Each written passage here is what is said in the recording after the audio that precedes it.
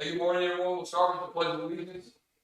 I pledge allegiance to the flag of the United States of America and to the republic for which it stands, one nation, under God, indivisible, with liberty and justice for all. Heavenly Father, we come to you today asking you to watch over this meeting, watch over our county employees, be with everyone as they go about their duties for this week, and help these commissioners make the decisions that would be according to your will. In Jesus' name, amen.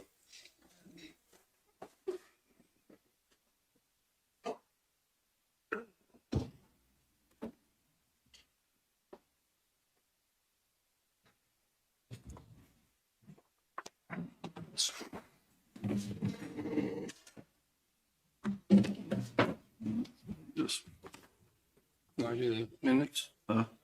I'll make a motion on the minutes. Make a motion to accept the minutes from last week's meeting. I'll second. Moved and seconded. All in favor? Aye. All right, and then I've got two claims runs, and I sent that, I think, in the email. We had a check that came in later that we needed to get out, so we did a special run on it. So on the regular run, there's $366,937.59. I'll make a motion. We pass the bills in that amount. I'll second it. Moved and seconded. All in favor? Aye. And then the special one we ran was for $250, so we have a separate sheet for it.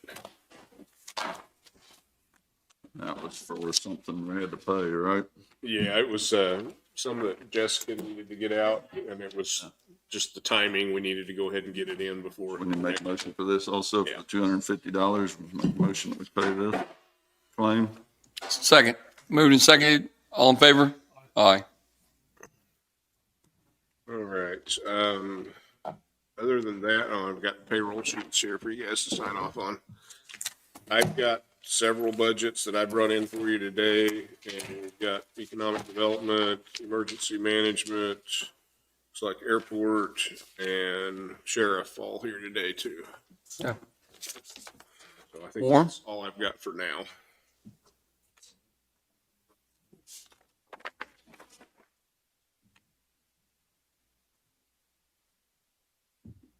Morning. Morning. An update.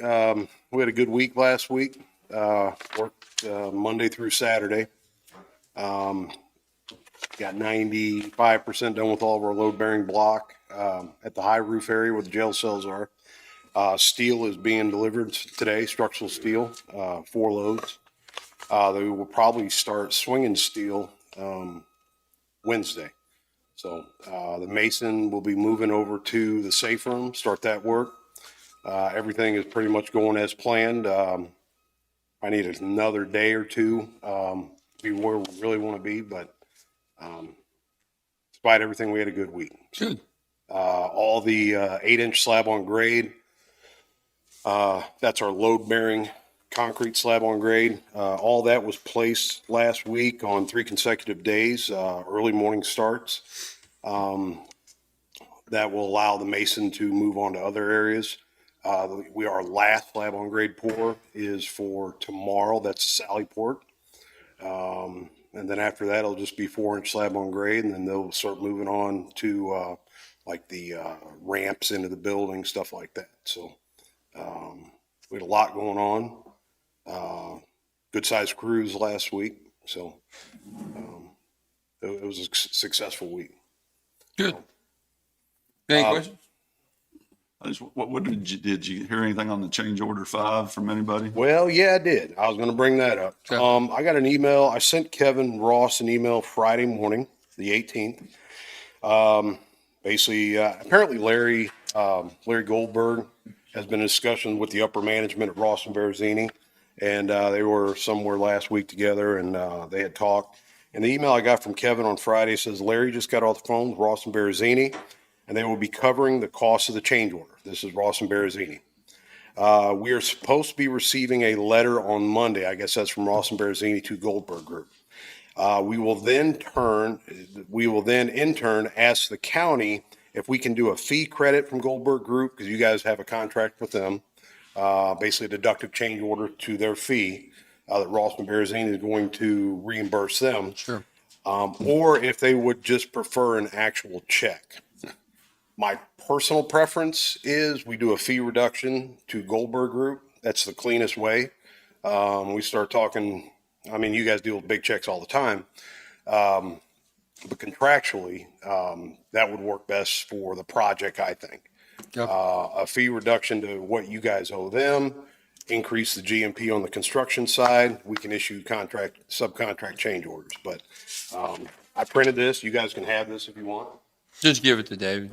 David, can you work with Gary on that? Yeah. You got any? I'm not in favor of that. I want the money up for Yeah. myself, for me. Yeah, we'll try. We'll talk to our lawyer about it. But, Okay. Yeah. I'd really, by the end of this week, I want to get that generator released. Right. If at all possible. Okay. Again, the cleanest, like I said, I think the cleanest contractual way of doing it is you guys doing a deductive change order to them, increasing GMP on the construction side. It all negates out as $0 change. Except to the people who see it. Yeah. I'm just concerned if we run into another snafu like that. Well, you never know. I mean, That was a big one. that was the big one. Now, we do have, I usually been dealing with Gary on this. I know he's been out. I'm not sure when he's coming back. He'll be back next week. Next week? Yeah. Okay. There are 2 open change orders. I sent this to Gary. I think I copied you, David, back on, I think it was the 11th. Change order 7. This right here was some back of house ductwork revisions. I say back of house behind the jail cells. And the addition of a site fire hydrant required by state fire marshal and a Siamese connection mounted to the building. It was not no mention of on the plans. This change would come out of contingency.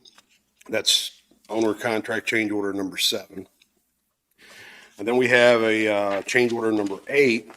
This dealt with the attorney area. That was an afterthought, basically fitting that out, making a bunch of offices. Right. And then they actually took another credit change order. We removed a ceiling in our IT server room. Basically, they had light fixtures that were meant to be in the lay-in ceiling. They wanted pendant mounted fixtures, so they just decided to remove the ceiling altogether. Our drywall ceiling contractor offered up an arbitrary credit to not put in the ceiling. The architect approved that. So with that add for the attorney area fit out, bunch of marker boards, more framing, more painting, some other ductwork revisions in back of house or in the high roof area. That add offset by that server room ceiling credit. We had asked that this did increase GMP because it was a customer requested change. We got approval for, that was the direction we were told to proceed by Goldberg Group. So that's change order 8. Change order 7's out there that comes out of contingency. So just checking on the status of those and. I haven't heard anything from Gary at all on those 2. Okay. But that's got to wait till next Monday. That's not going to be a problem. Okay. All right. You guys got anything else? I don't know. Thank you. No problem. Thanks. Yep. Burton, you want to go first? Start off the day right. Burton Harding, County Attorney. Don't really have much of an update. We're supposed to, I think I had mentioned, starting July 1, Judge Johnson over in District 4 has said that all of our hearings from that point forward are going to be in person. So that's a big step. We're still making plans to do misdemeanor jury trials. Felony jury trials are off the table for the time being. We're kind of still seeing how that develops, but hopefully we'll be able to get a plan for those misdemeanors going anyway. And our magistrate judge still is doing her stuff in person, but at least our felony cases, our felony docket will be in person here. And again, hopefully we have those trials soon. I told you I'd have that budget done today. Unfortunately, I wasn't able to get to that completely completed. So next week I'll have that for you. And unless you need me to fill in for Gary for anything today, I don't think I've got anything else for you. Does anyone out there have any legal that they need to go into today? Did you? I don't think so. Okay. And that's it for me today. All right, thank you. Hey, Mark, we're putting the sheriff off till later on because he's got a lot to talk about.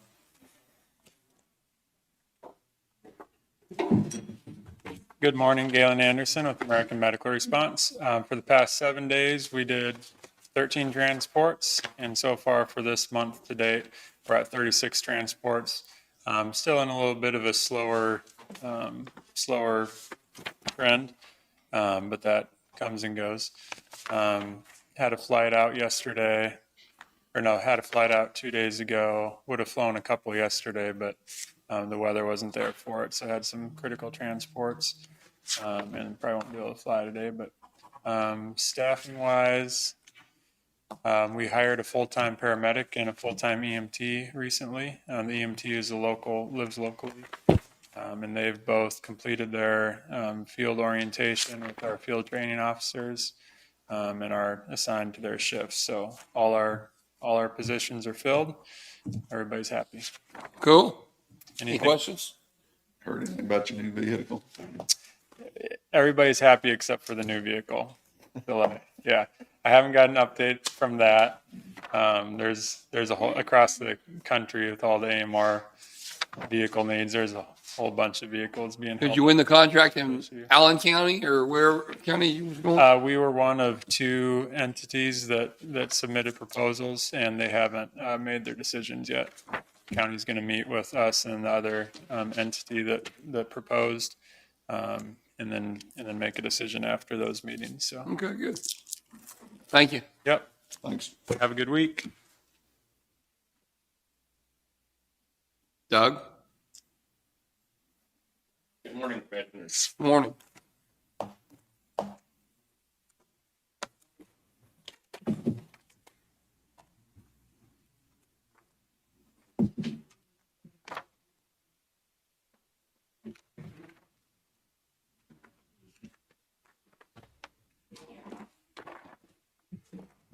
Fire district calls for the week, we're at 224 year to date, 10 this past 7 days. We had 1 helicopter landing zone, 1 EMS assist, 2 structure fires, 2 motor vehicle accidents, an equipment fire, which I believe was a tractor hay baler type situation, 1 power line down, 1 special assignment, which was the power outage.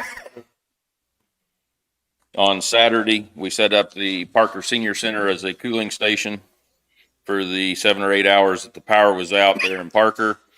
And then we had 1 other call, which was thought to be a vehicle fire. Turned out that they'd lost a radiator or radiator hose and blowing steam and radiator fluid out.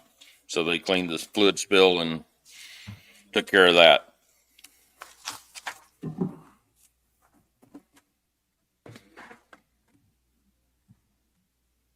As I mentioned, one of the calls was a Parker power outage. Tractor took down several power poles and power was out for 7 or 8 hours.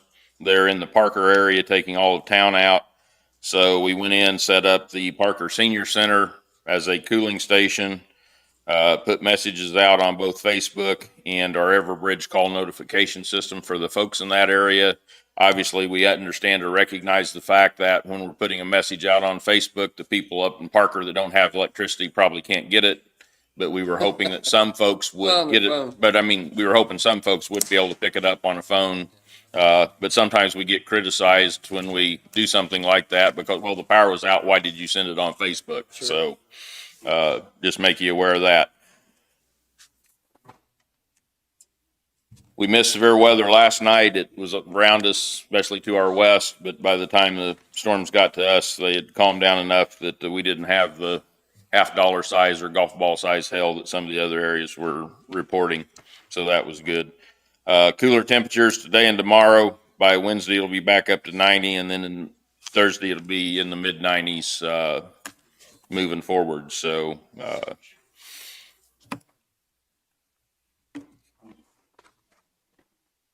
emergency management budget request.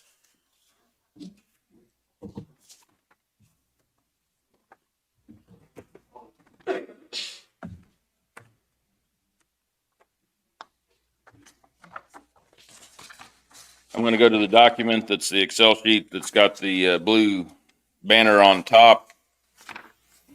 You'll notice on the payroll, there's a $4,000 increase. Last year, due to COVID, you agreed to cover any overtime pay that the department might have out of a different account. This year, I budgeted $4,000. If I bring Linda in for anything, I've got to pay her overtime above and beyond the regular staff pay, which is shown in the line item above. If we had to hire somebody temporarily for a week or two in a disaster type situation, this would just provide funds to cover her for storm spotting or any of the other activities that we might do in addition to our standard pay. Contractual, you can see it's down $1,250. Commodities is down $3,950. Capital outlay stays the same. We've got $7,500 in there for CERT equipment. That is in this year's budget. So if we don't spend it this year, that money would just roll into next year. So we don't have to tax additional fee for that. Overall, the budget is down $1,200 with a request of $148,600. Last year it was $149,800, and again, last year it had no overtime pay in it as well. Doug, how did you do on your payroll budget last year? You budgeted 72,000. Did you use 72,000 or more or less? I think it's right around that. That's the number that David gave us, Okay. and I just kept it at that. I did not increase it. Obviously, if you do a cost of living or something like that, or if there's performance pay raises at the end of the year, that's not specifically taken into account. And did you roll over any money last year? Yes, we did. How much? I believe it's on your form here. Let me look. $25,000. Okay. Last year, we had no travel. We didn't go to any meetings, training. I mean, everything was pretty much shut down due to COVID. So there's a lot of expenses that were on here that were not used last year. Gotcha. And then on your contractuals last year, wasn't a lot of that money grant money? Not from this budget, not from here, but didn't you use a lot of that stuff? The grant funds that we get in, which is typically around $18,000 each year, goes into the benefits category for the county. So it helps pay Linda and I's benefits. Yeah, but I mean, when I look at contractual, I'm thinking of PPE and all that stuff. Contractual, that'd be commodities. Contractual is if we had to put an advertisement in the newspaper for something, any of our utility bills, our training, food expenses, lodging, that all comes out of contractual. Postage, station maintenance, our insurance. So contractual fits those categories. David gives you the amount for insurance. We estimate that, this year you see it's gone up, our request has gone up. And again, just like we talked about on the fire department, the insurance costs this year for whatever reason or purpose went up significantly, and we did not have enough budgeted.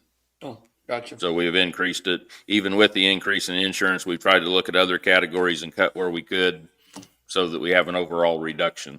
Appreciate it. Anybody got any questions? No. Make a motion, we accept this proposed budget for 2022. Moved and seconded, and the amount of that is $148,600. Last year's amount was $149,800. Been moved and seconded, all in favor? Aye. And the last thing I have for you this morning, here a couple of weeks ago, we left you with a local emergency operations plan document for your review. And I've got Linda here to discuss any questions that you might have on that. You got any questions on it? I've read over most of it. I have to trust you on Oh, Well, obviously, we talked to Gary. Gary was good with it Yeah. here a couple of weeks ago. So if you're ready, we would ask that you vote to sign the promulgation document, which I believe is for the chair's signature. And we can get that turned into the state, and that will be our official plan. Again, normally it's for 5 years. This time it expires in 2024, which is 3 years from now. And one other thing that is starting to circulate, I hope to find out in September at our annual conference. But there's some suggestion that the state may change software vendors.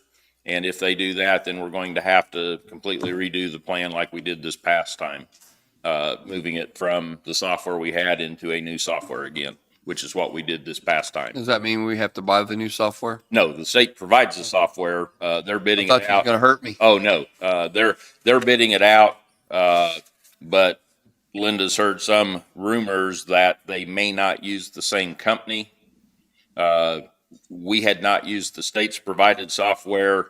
This time when we updated our plan, we transitioned our whole plan out of an old software into the state software and spent quite a bit of time getting that accomplished. And now it sounds like we may have to turn around and do that again. So Gotcha. Who changed the length of the time on it? The state? or- state did, yes.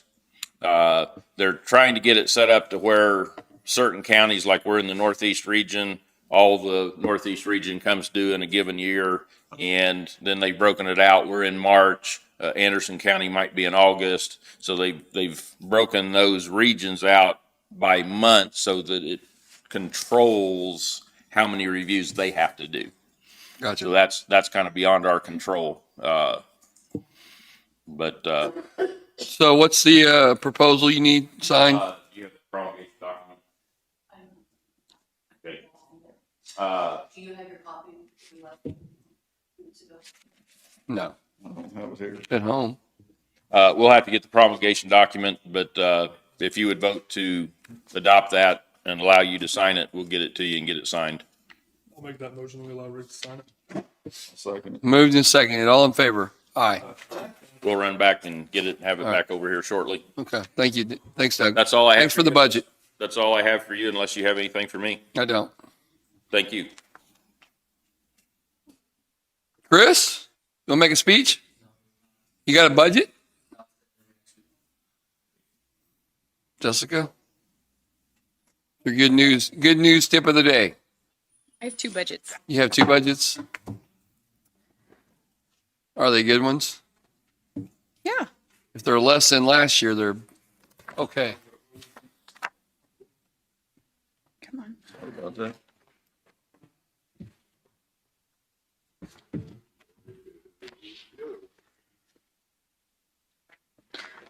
Okay. I have scheduled an airport meeting for July 1st at 6:30. It'll be here. We did not have an economic development meeting. I couldn't get a quorum last week, so we're going to try again in July. Okay. What am I looking at? Okay, let's do airport budget first. I didn't change it from last year. I just kind of left everything the same. There's no Do payroll. you know much about it I as don't far know as much yet, okay. no. Jackie was kind of dealing with it? Yeah, so hopefully this time next year I'll be a little more able to answer questions about this specific budget. It looks like we haven't spent anything out of the fuel portion yet. My guess is we haven't sold much this year. I think we haven't sold much this year yet. Notwithstanding for a while. That's true. Getting repaired, so I don't think there's been much for sales there. Okay, Is it repaired now? I believe it is. Functional? They had someone out 2 weeks ago from the company. Yeah, Early next week. As far as I know, everything's going. yeah. Hey, Chris. Do you know anything about the fuel pump over there at the airport? Is it working now? Seen 2 airplanes fuel over the weekend successfully. Oh, good, Okay. That's Okay. good. Okay. good. Anybody got any questions on the airport budget? Okay, I'll make a motion. Did you have anything? Nope. Make a motion that we accept the proposed general fund for the airport for $55,200 for proposed budget for 2022. I'll second. Moved and seconded, and all in favor? Aye. For the economic development grant, I also did not change this total amount. Last year, as everybody knows, no one traveled last year, so everybody's budgets are coming in a little low from last year. This year, my conferences are gearing back up in person, so I'm going to schedule a couple of those going forward here for the second half of the year. And I have not brought it to my economic development committee yet. I was going to do this last week. But I have an idea for a new grant for businesses. I don't know if you guys want to talk about that, or if you want me to run it through my committee first and then Run it talk through about them. it. Yeah. Okay. Isn't there one also on restaurants now for the state of Kansas? Yes, I pushed that. It might be closed by now. It's been out there for a couple of months. Did anybody know about it? Well, yeah. I mean, it's been on Facebook and stuff? Yeah, it's on Facebook. I contacted I talked directly to some of them, and yeah. Okay. So I didn't change this amount. Not last year, but the year before, I moved money, I think $20,000 into the contingency reserve. I would like to continue moving my extra into contingency reserve to try to build that up. I have some ideas that I would like to pursue in the industrial parks to kind of make those more marketable. But I need to get I need to get some money built up before we can jump into that. So that's what I did there, and I guess after the July meeting, I will ask about the grant. It an unexpected meeting, or just everybody was working, couldn't get to it? The one that you didn't have in July? So no, it was our normally scheduled meeting. I had quite a few people out of town. This is normal for summer. People go out of town, they're in the field, sometimes they just don't answer me, and I'm not going to have a meeting with less than a quorum and waste people's time. Sure. Okay. So, that's what happened. It happens pretty much every June, some Julys. So I'm hoping that I have a meeting in July. Can't promise that. I'm going to try to, I've got one questions? scheduled. You said you had some ideas. Can you fill us in on those ideas? For a new grant? Well, no, you said you needed some money transferred over for some ideas you had in industrial. Oh, yeah. So I would like to look at getting maybe utilities closer into the industrial park. I think that there's some infrastructure that needs help over at the Lacine one, gas lines and things like that. I think the pressure is if we can help with that, that would be wonderful, I think, for the businesses there. I would like to try to draft some kind of plan.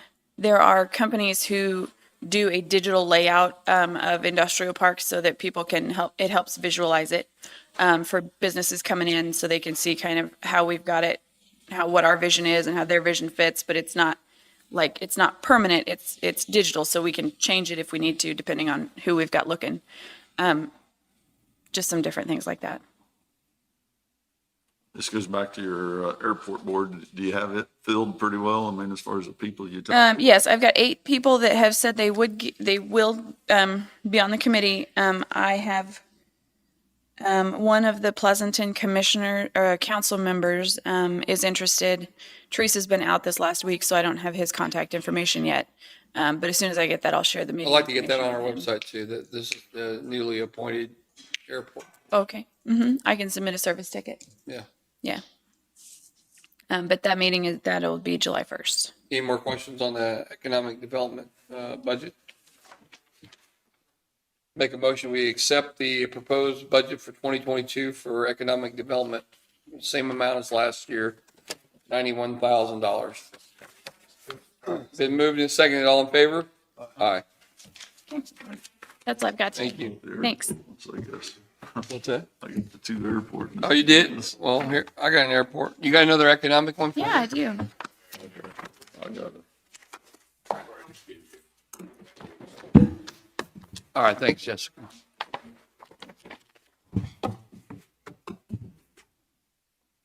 Hey, have Sean come in. I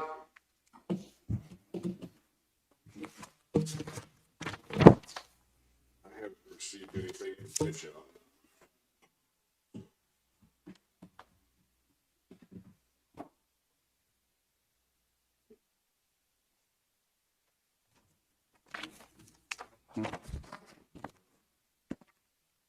Me neither.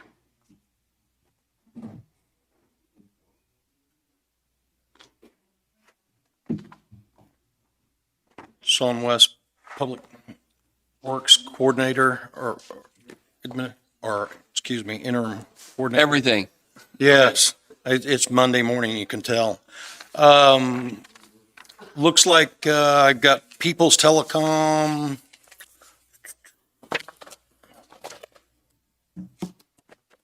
Is requesting a boring project. And got it for approval.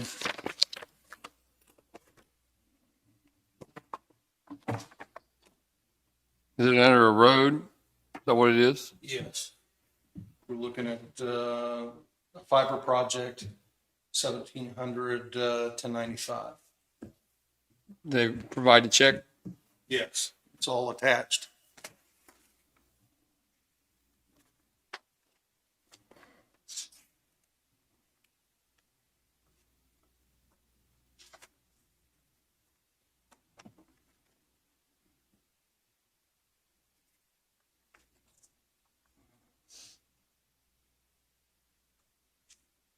$300, I guess.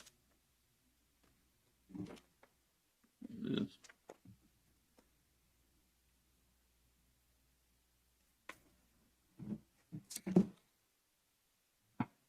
Wanna look at it? Make a motion.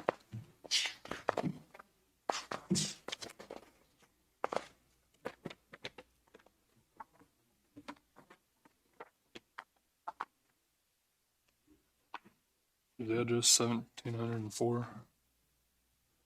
I'll make a motion that we approve this boring permit for People's Telecommunication at 1700 Road, 1095. A second. Moved and seconded, all in favor? Aye. BP what? Did you write the, yeah, you're gonna have to get a order number. Yeah. Should be a BP something number that goes with it. You can bring that back and give it to David when you're done. We're good. Okay. No, we didn't. Do we need a motion for Rick to sign, or do we all sign it? You approve it, you're signing now. So Okay. Yes, all three commissioners and clerk.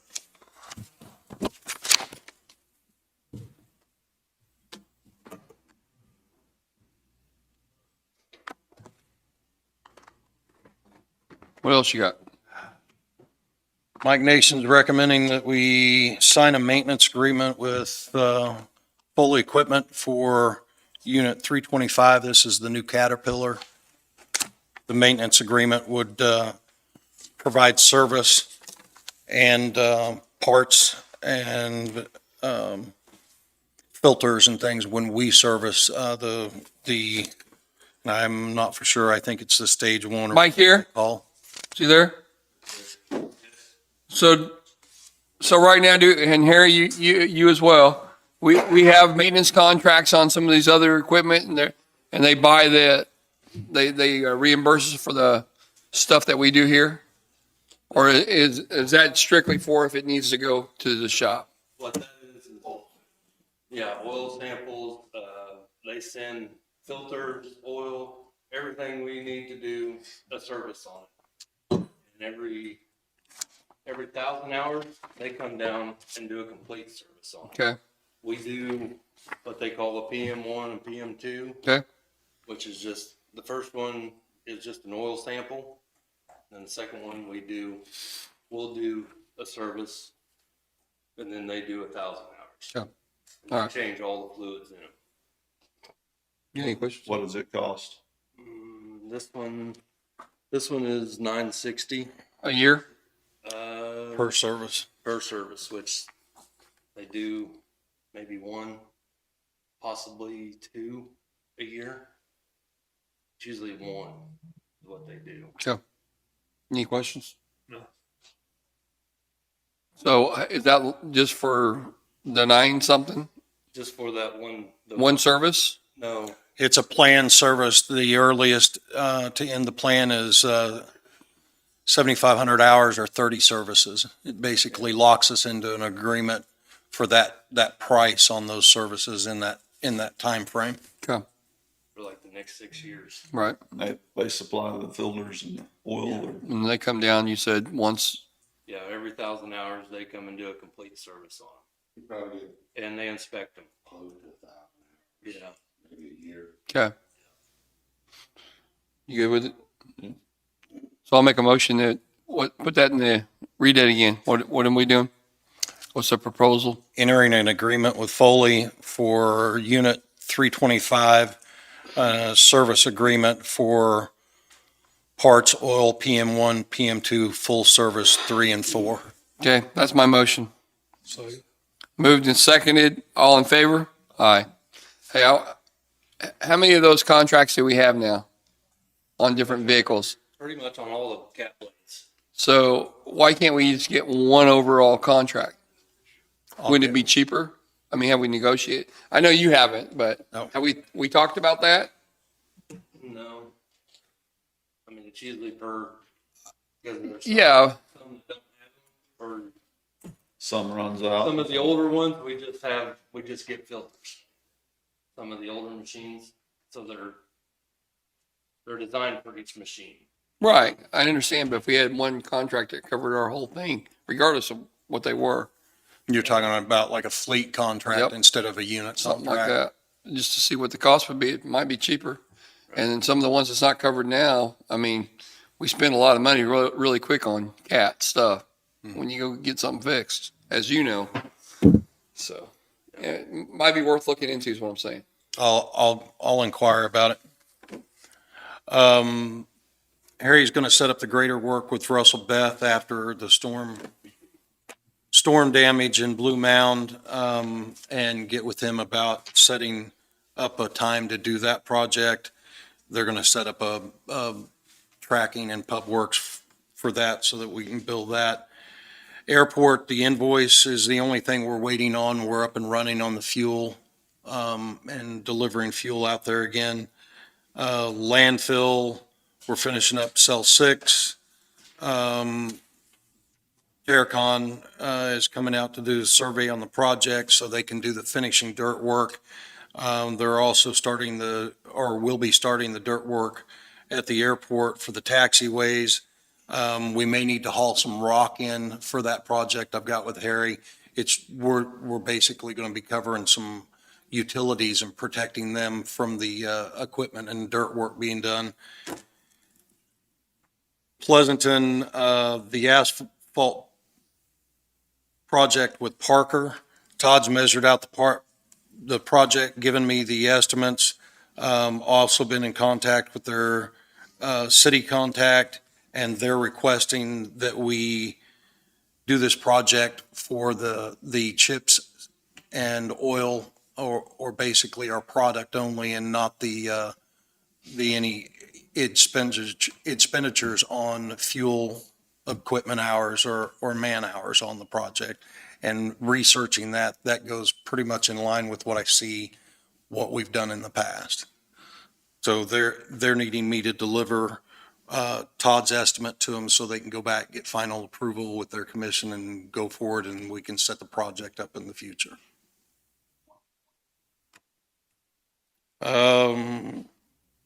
Other than that, I just have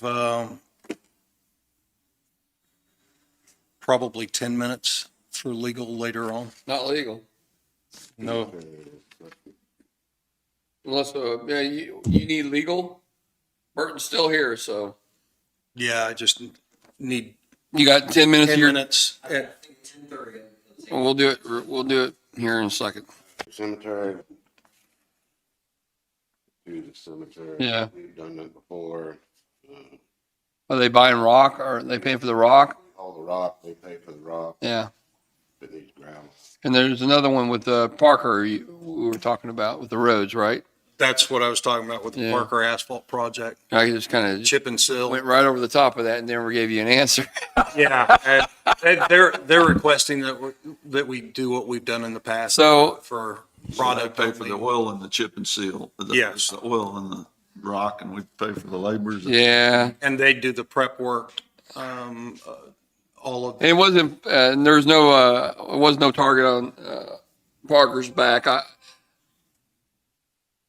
I was under the impression, and I didn't ask Harry, because Harry's been doing it for years, if they paid for the labor costs too. And have they in the past that you know of? Supply, labor, and machinery. Okay. They pay for their material. Saying I'm fine with the same way. So, are you okay with that? So we're okay with that. Okay. All right. Deliver it to them under that. All right. And the Prescott, has anybody got any objections to straighten out their cemetery roads? All right. That's all I had. All right. Perfect. Thanks. You two might as well have a seat and just go over it real quick. Well, hang on. We better do this 10 minutes because Burton's got to get out here and solve a case. Last week, you did a motion to temporarily appoint Burton as the. Right. Before we did that, and the way I put that in was before the executive session, so I'm guessing you probably ought to do that again. That's. Read it and I'll make. We temporarily appoint Burton Harding as county counselor for an executive session to obtain advice. That's my motion. Moved and seconded. All in favor? Aye. And I'll make a motion. We go into legal executive session with Sean and Burton Harding and the commissioners. That's my motion for 10 minutes. So Moved and seconded. All in favor? Aye.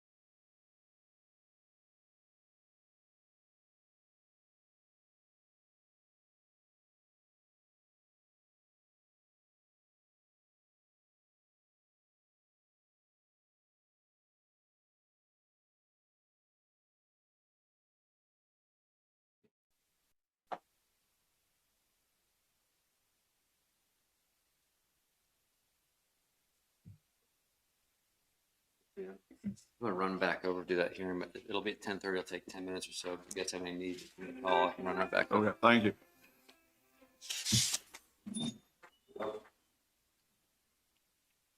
Yeah. I think we can get the ladies maybe about- everybody knows do it.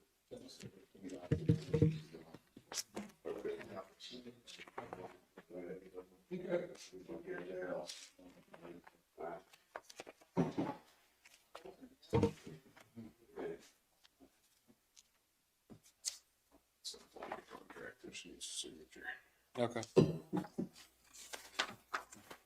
Harry, all right, come on up. Tell us what's going on this week. This week, last week. Yeah. Found out what wasn't there with the track loader. What I said when they first went down there. They've been changing filters on it and this and that and that. I think it's probably out of fuel. The fuel gauge is stuck on 3/4, so they kept running it. But then eventually moved, you know something wrong. Got a couple of them out. Right back to me. Got a kid, some kids damaged a bunch of signs down around Prescott, or some signs, took some signs. Friday, I was running after signs, the sheriff's department picked up those and they were down this morning, run there, and to see how many more had damaged.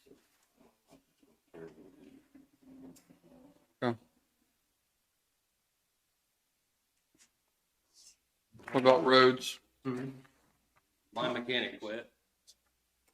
So I'm without a mechanic. Your mechanic quit? Friday was his last day. Okay.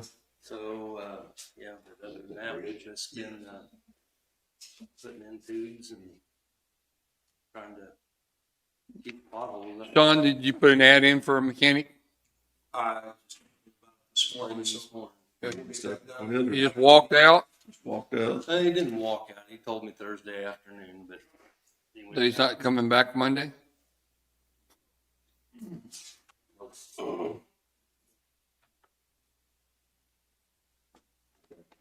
You guys off on vacation?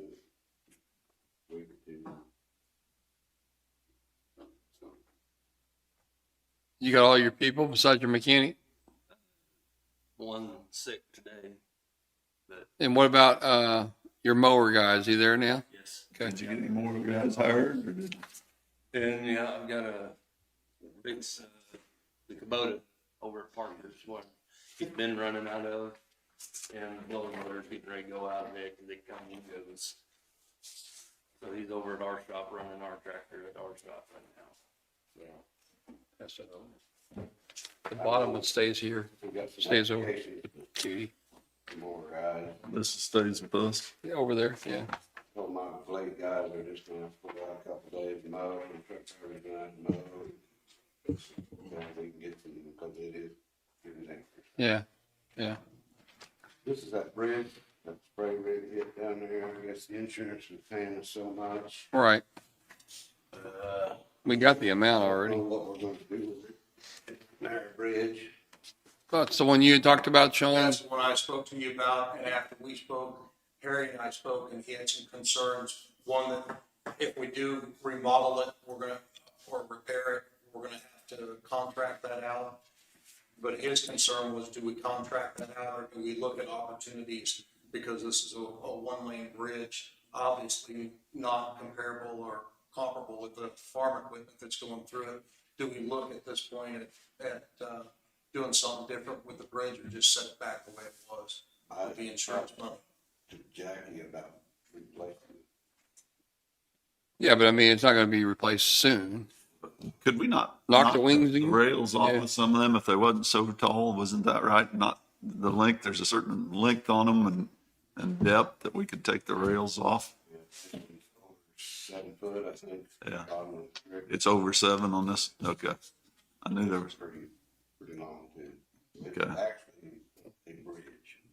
So- Anything over 20 foot that they call a bridge. It's Okay. 120 foot, it's box car. yeah, and then the depth of it to the, yeah. Remember this. So engineers need to look at this again to have it judged for a bridge to replace it?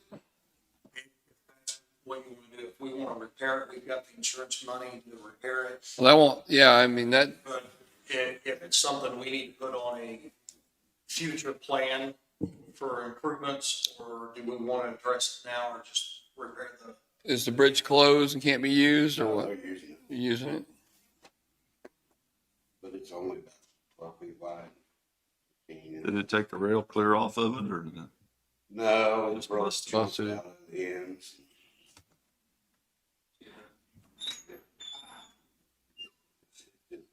What, we've got our bridges categorized as ones that need to be replaced. I know that Jackie had done that.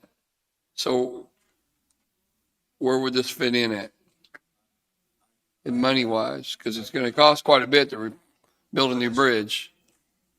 List, and I would have to get with Peppercorn to see what the. Peppercorn should know. cost is. Yeah. If that's something we want to do and look at the replacement cost, I can do that, and we can hold off the repairs. Pretty much the concern that we want to investigate what it would take to replace. Well, we got so many of these bridges around. We probably got what, 50, 60 bridges, 40, 50 over the county. Nothing like We've got a side one right over there off Robertson Road there between it and Taylor. How do you repair that as far as you have Or new concrete? Taylor, I would say you'd have what's the other concrete one? concrete walls. down from Taylor. A lot of them Going going on on 1950 Crooked Bridge, they call it Crooked Bridge or whatever. Last I knew, the engineers had supposed to have been up there and looked at that one. The ones up by Jim Moore's house. Yeah. underneath side. It's not that bad. It's got them poles on the side. On the inside. What's your recommendation? Get on the list, get replaced. Okay. Why don't we see where we're at on it? Put it on the, see if you can get with Peppercorn and get some clarification where, how much it would cost and all that stuff and where we fit in. They just give some money to replace the bridges. I know, they do. It's dangerous. Same with yours. I need to know, bridge he's gonna tell you about, it's up by, off of Robertson Road there. You want me to get them to look at both of the projects? It's got the big high wings on it and it says crooked. And, goes over Meadow Creek there. So we need to figure out what we can do with that bridge. If you can take the wings off, put rails, short rails up, or you need to replace the whole thing, straighten it out, whatever. Let's see what that one's like too. Okay. Big tire out Thursday. So I need to buy some new backhoe tires. And they're right at $600 a piece. Okay. That shows me over $1,000. Talk to him. He's got a credit card. It's usually just bills. Yeah.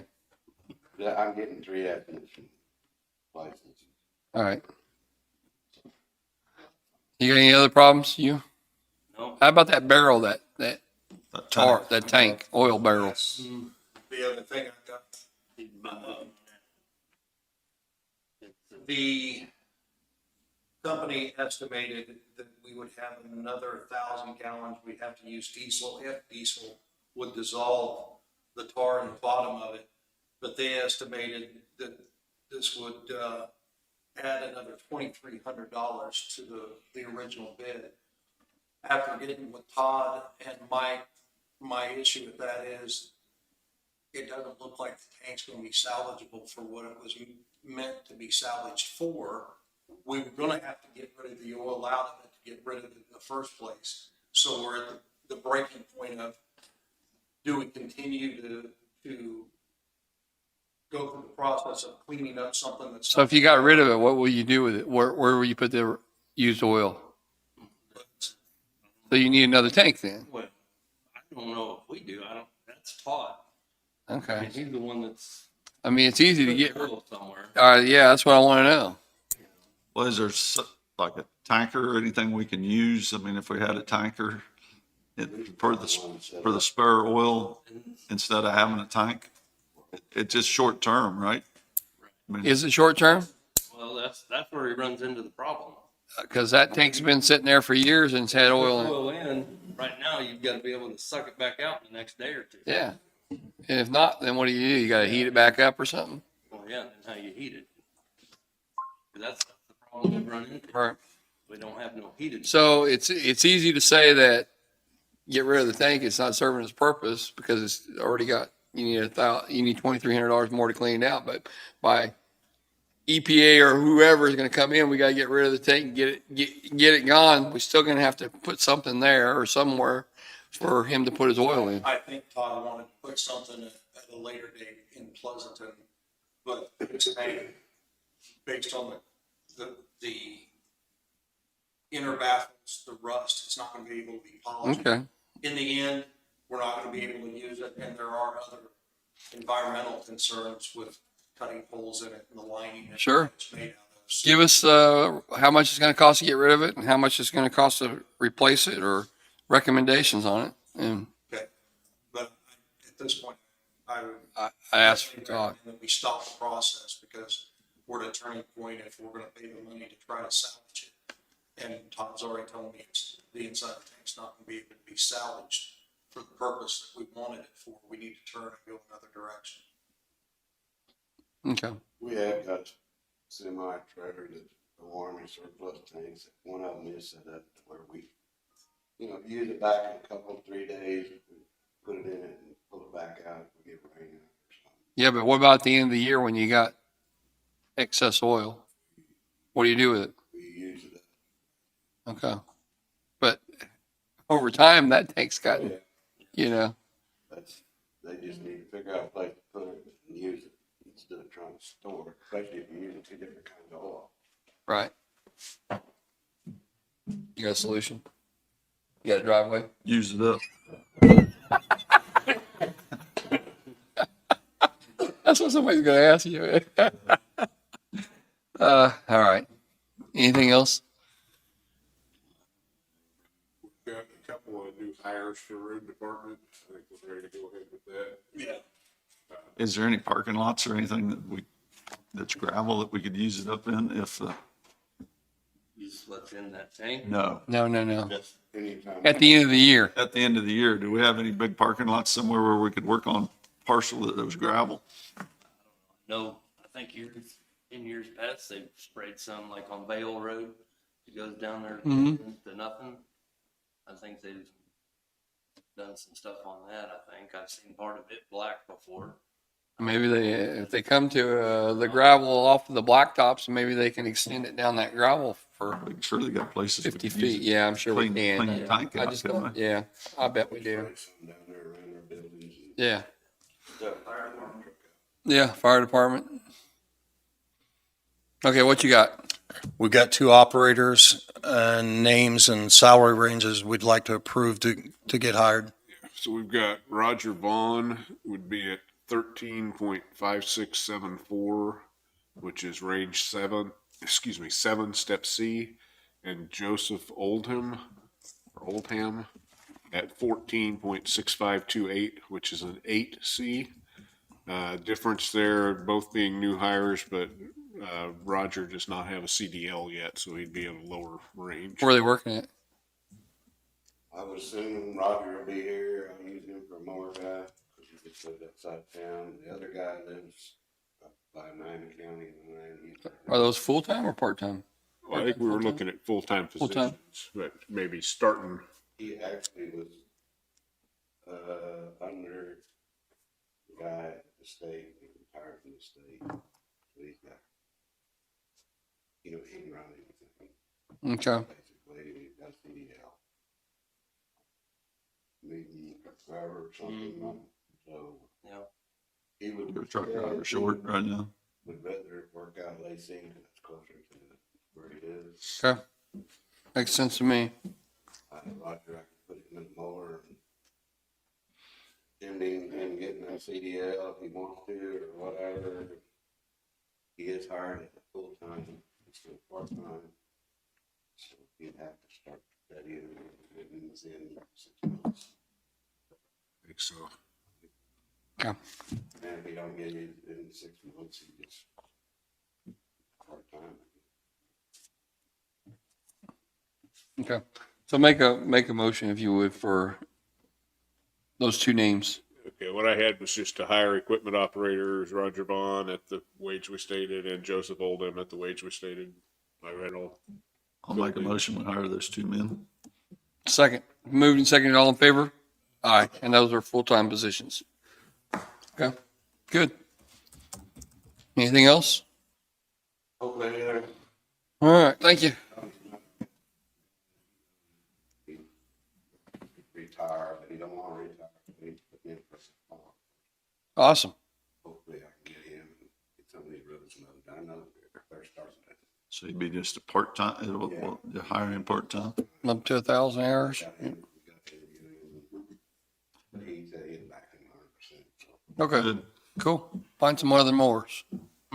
Find some more people. I'm trying to find a mechanic. You better go find one. Make sure he gets that ad in. Jeremy's working out real good for me. Do we not have anybody Well, he that won't wants, let me steal Jeremy, so. nobody else that wants to be a mechanic, huh? No, there won't be anybody in my shop that Yeah. want it. 'Cause they're all. I guess you better not break anything for a couple of weeks then. Maybe you'll have to go back to mechanic and. Jeremy. Double duty. Wham, put it through. They need something to go up there. All right, Oh, good. Thank you, guys. thank you. Thank you. Sheriff. We're ready, as we ever will. I'll let them know, Kevin Friend, Linn County Sheriff. I called both of your road foremen this weekend. I was out Saturday running county roads, and there was a lot of really well-maintained county roads, and I told both of them about it, and they wanted me to make sure I told you all too. So There you go. you was out doing some stuff. I won't say anything about the mowing though. Let's get to the numbers. Our total prisoners this morning were 22. We have 18 prisoners in-house, and we have 4 farmed out. This past week, we had 151 911 calls and 325 calls for service. Over the weekend, pretty busy. Call load was up there pretty good, but we had a lot of extra folks in the county at our lake developments. They were hopping. So that's pretty much what I have there. One thing that I wanted to talk to the commission about before I get into the 2022 budget proposal was I've been talking with our IT director, and I've had some concerns. Of course, you all know that there are retention policies, and back on the 24th, 26th day of May, I sent an email out to all of our electeds and our department heads, and that email was in regard to archiving our social media accounts. And my attention was drawn to this because of some lawsuits that are now even occurring in the state of Kansas, where county officials were required by Kansas statute to keep certain documents for certain periods of time. And in my world, they range from 5 years, 7 years, or 20 years even, that documents have to be kept. And I believe it's probably about the same in your world. I haven't really studied a lot of stuff for the Board of County Commissioners about the state, but it's my concern, and our counties around us are utilizing a service. There's several services out there. There's probably one that stands out the most, and it's called Archive Social. I've had telephone meetings with them to talk to them about archiving our social media accounts. Most of the lawsuits currently are in regard to items of COVID that were placed on social media. One of them, I believe, was Scott City, Kansas, where they're being sued and projected to probably reach an unsuccessful result there in the lawsuit for the government because it's probably going to settle, is the word that I've got. But I think it's something that Linn County needs to look at and needs to consider. I would really pull the trigger myself, except for we probably have 7 or 8 social media sites or websites in Linn County that we need to be considering archiving the materials to safeguard that and hold it should we ever be involved in a lawsuit. A lot of people would say, why don't you just go out and take snapshots of the social media accounts as they go? But that's really near to impossible to do because people are posting on our sites or in a worse scenario, deleting their posts from our sites. So I think it's something that the county needs to consider. I've talked with the IT director, Chris Martin, about it. And, you know, there's a price point for everything. And the price point on this is probably in the $4,000 per year range in which to safeguard that data and the material that's contained on those websites. I'm as concerned for the Board of County Commissioners as well as I am for my own office, because about everybody who sues a department or an office sues the Board of County Commissioners as well, especially when it comes to departments and not offices. And throughout our departments in Linn County, we have several of those sites, whether it be economic development, the fire department, emergency management, or the health department. You know, I think there's probably 4 sites within those entities. Is that close? And those sites currently, as well as mine, are not being archived in any way. And what I can do is I can go back and look at, say, our Facebook page and see where people have made comments and then removed comments. Well, that's problematic because once that material hits our social media, our data page, it's ours, and we have to archive that material. And there are places out there that do that. But I think that it's a concern, and we're seeing, I mean, if you just go to a simple platform like Google and Google, you know, social media lawsuits against government, you're going to see a whole bunch of them popping up out there. So as much as, you know, I've been really careful in the last few months and thinking about this and talking to other officials around us, even about posting on our Facebook page, because if you do post something and somebody's upset and they decide they're going to sue the government, being Linn County or Linn County Sheriff, Linn County Board of County Commissioners, whoever it might be, I think we have some liability out there.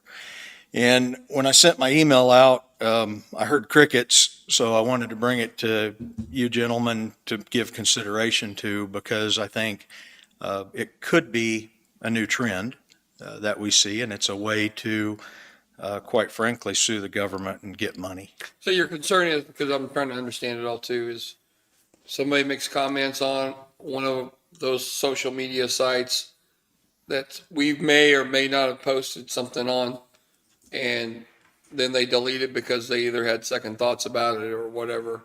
Yeah, or it could be a situation where we post, and I mean we, the Linn County, makes a post, and then there are multiple comments under there, and it's, you know, a lot of the, and I just use COVID as an example because that's what's kind of popular at the moment. There'll be something else next month.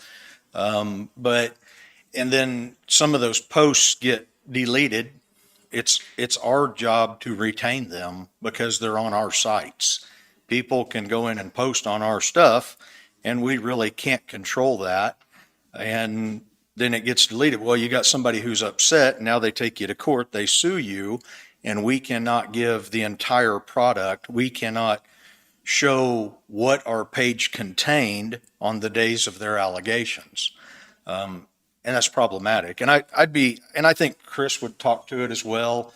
He might have some deeper insight. I've just read a few of the lawsuits, and I've talked to some officials around us, and I can tell you that several people are using platforms to archive, and it would be simply records. We could get a KORA request, a Kansas Open Records Act request, and they could request all of the data off of a Facebook page that Linn County owns. And if we don't provide all of the data, we have an issue. And David might be aware of this some too through the clerks. I mean, I'm sure there's talk out there. We actually, and Chris and I had talked about it a year or so ago. We did a demo with Archive Social where they went in and captured our information for a while, but we didn't go ahead and proceed with a contract with them at the time. But they are, I think, one of the probably premier sites out there that do this, or companies. And I can tell you that I reviewed with Archive Social, and that was the one that I went to because so many people have told me they're the best at what they do, and they're the easiest for us to query if we want to go in and find information. I reviewed all of the Miami County sites, and the lady who walked me through it from Archive Social explained to me how things that were even deleted, they still have it archived. Comments that were maybe edited later by the government or by the people, it would show their edits and what they had originally posted versus what was now present on their site. So I just feel that Linn County, if we don't retain our records properly according to statute, we have trouble, we have liability. And this is one area that I see that, and I'm a little bit afraid for the county that we might suffer one day because we wouldn't be able to go back and properly get data out of our sites. So How does the person suing us keep these records? I guess, it's, you know, when they sue us over this, where are they coming up with this at? I guess is what I'm asking. you want to speak to that? Okay. Okay. I'm sorry, I didn't mean to get off track and involve other people, but it's just a concern. Sure. So I think what you're asking is, how does somebody know that it was there? And, you know, I kind of looked at Kevin's email and looked at his references as well, to follow up on that. And basically I seen it on there, you know, a person went on there and they seen this comment and it made them mad or They could take a snapshot. absolutely. And they screenshot it. That's typically what you find. They just make a screenshot of it, save it or something of that nature. And then they can come back, and I don't know all the core laws, but they can come back a certain time later and say, you know, I wanted everything from that, because now they may have gone back and seen it was removed. And that's where Kevin's concern, I think, is coming from. And our admins are, ever who has that page, the person that created the page is the overall caretaker of that page, no matter what. I'm just talking about Facebook. That is correct. And then they have to let admin authority for other people in order to edit that page. That's right. So if something gets put on that page, and then we have second thoughts, or we change dates or times or whatever, and somebody's posted a bunch of evil stuff on it, and then they erase it, you're talking about snapshots of that. That's correct. But our records, as far as our admin people, need to be limited to the people that's editing the pages, because nobody can get rid of that page. Even the person that's got it, he can put it in a file and archive it himself, and it not be present on the page. But it's always going to be in Facebook. So I see the importance of it. You said the 4,000, is that 4,000 a year with 8 accounts or one account? Commissioner, I believe that the lady told me that at that price point, and there were several price points, there were a lot of options, and I asked them to give us our best option, and I'll be honest, they could be overselling us. I don't think they are, but they could be. I believe that she told me that that would handle 12 different accounts on that one account, on that Okay. one pay point, if you will. And have you looked into it? I mean, you We did. said you. So David and I had actually did a demo for a month or two where we actually ran it and was able to look back at it. From a technical and IT standpoint, I do think Archive Social is by far the most robust. We looked into several others. But, you know, and Kevin brings up, I think, valid points for why we would do this. And it is not something that we as IT would be able to develop ourselves. Right. We would need a product like Archive Social. I think another kind of saving grace to it is when we do receive that Freedom of Information or that CORA request, as we refer to it, probably in minutes, we can go in and print that archived page out rather than combing through social media accounts to find where the data is. And you can search for keywords and things like that through this program. And I think there's a benefit to it. I don't want to see us, throw away good money on something that we would not use, but I think when it's statutory that we do archive or save records, I think that's where it gets important. Because if we were to fail, we would lose. Right. You know if all our admins are being educated on this, Chris? Do you know? On Archive Social? Or just knowing that they can't be deleting stuff? So no, I mean, we don't really have any specific policies other than the creation of Facebook pages, that get your guys' approval for that.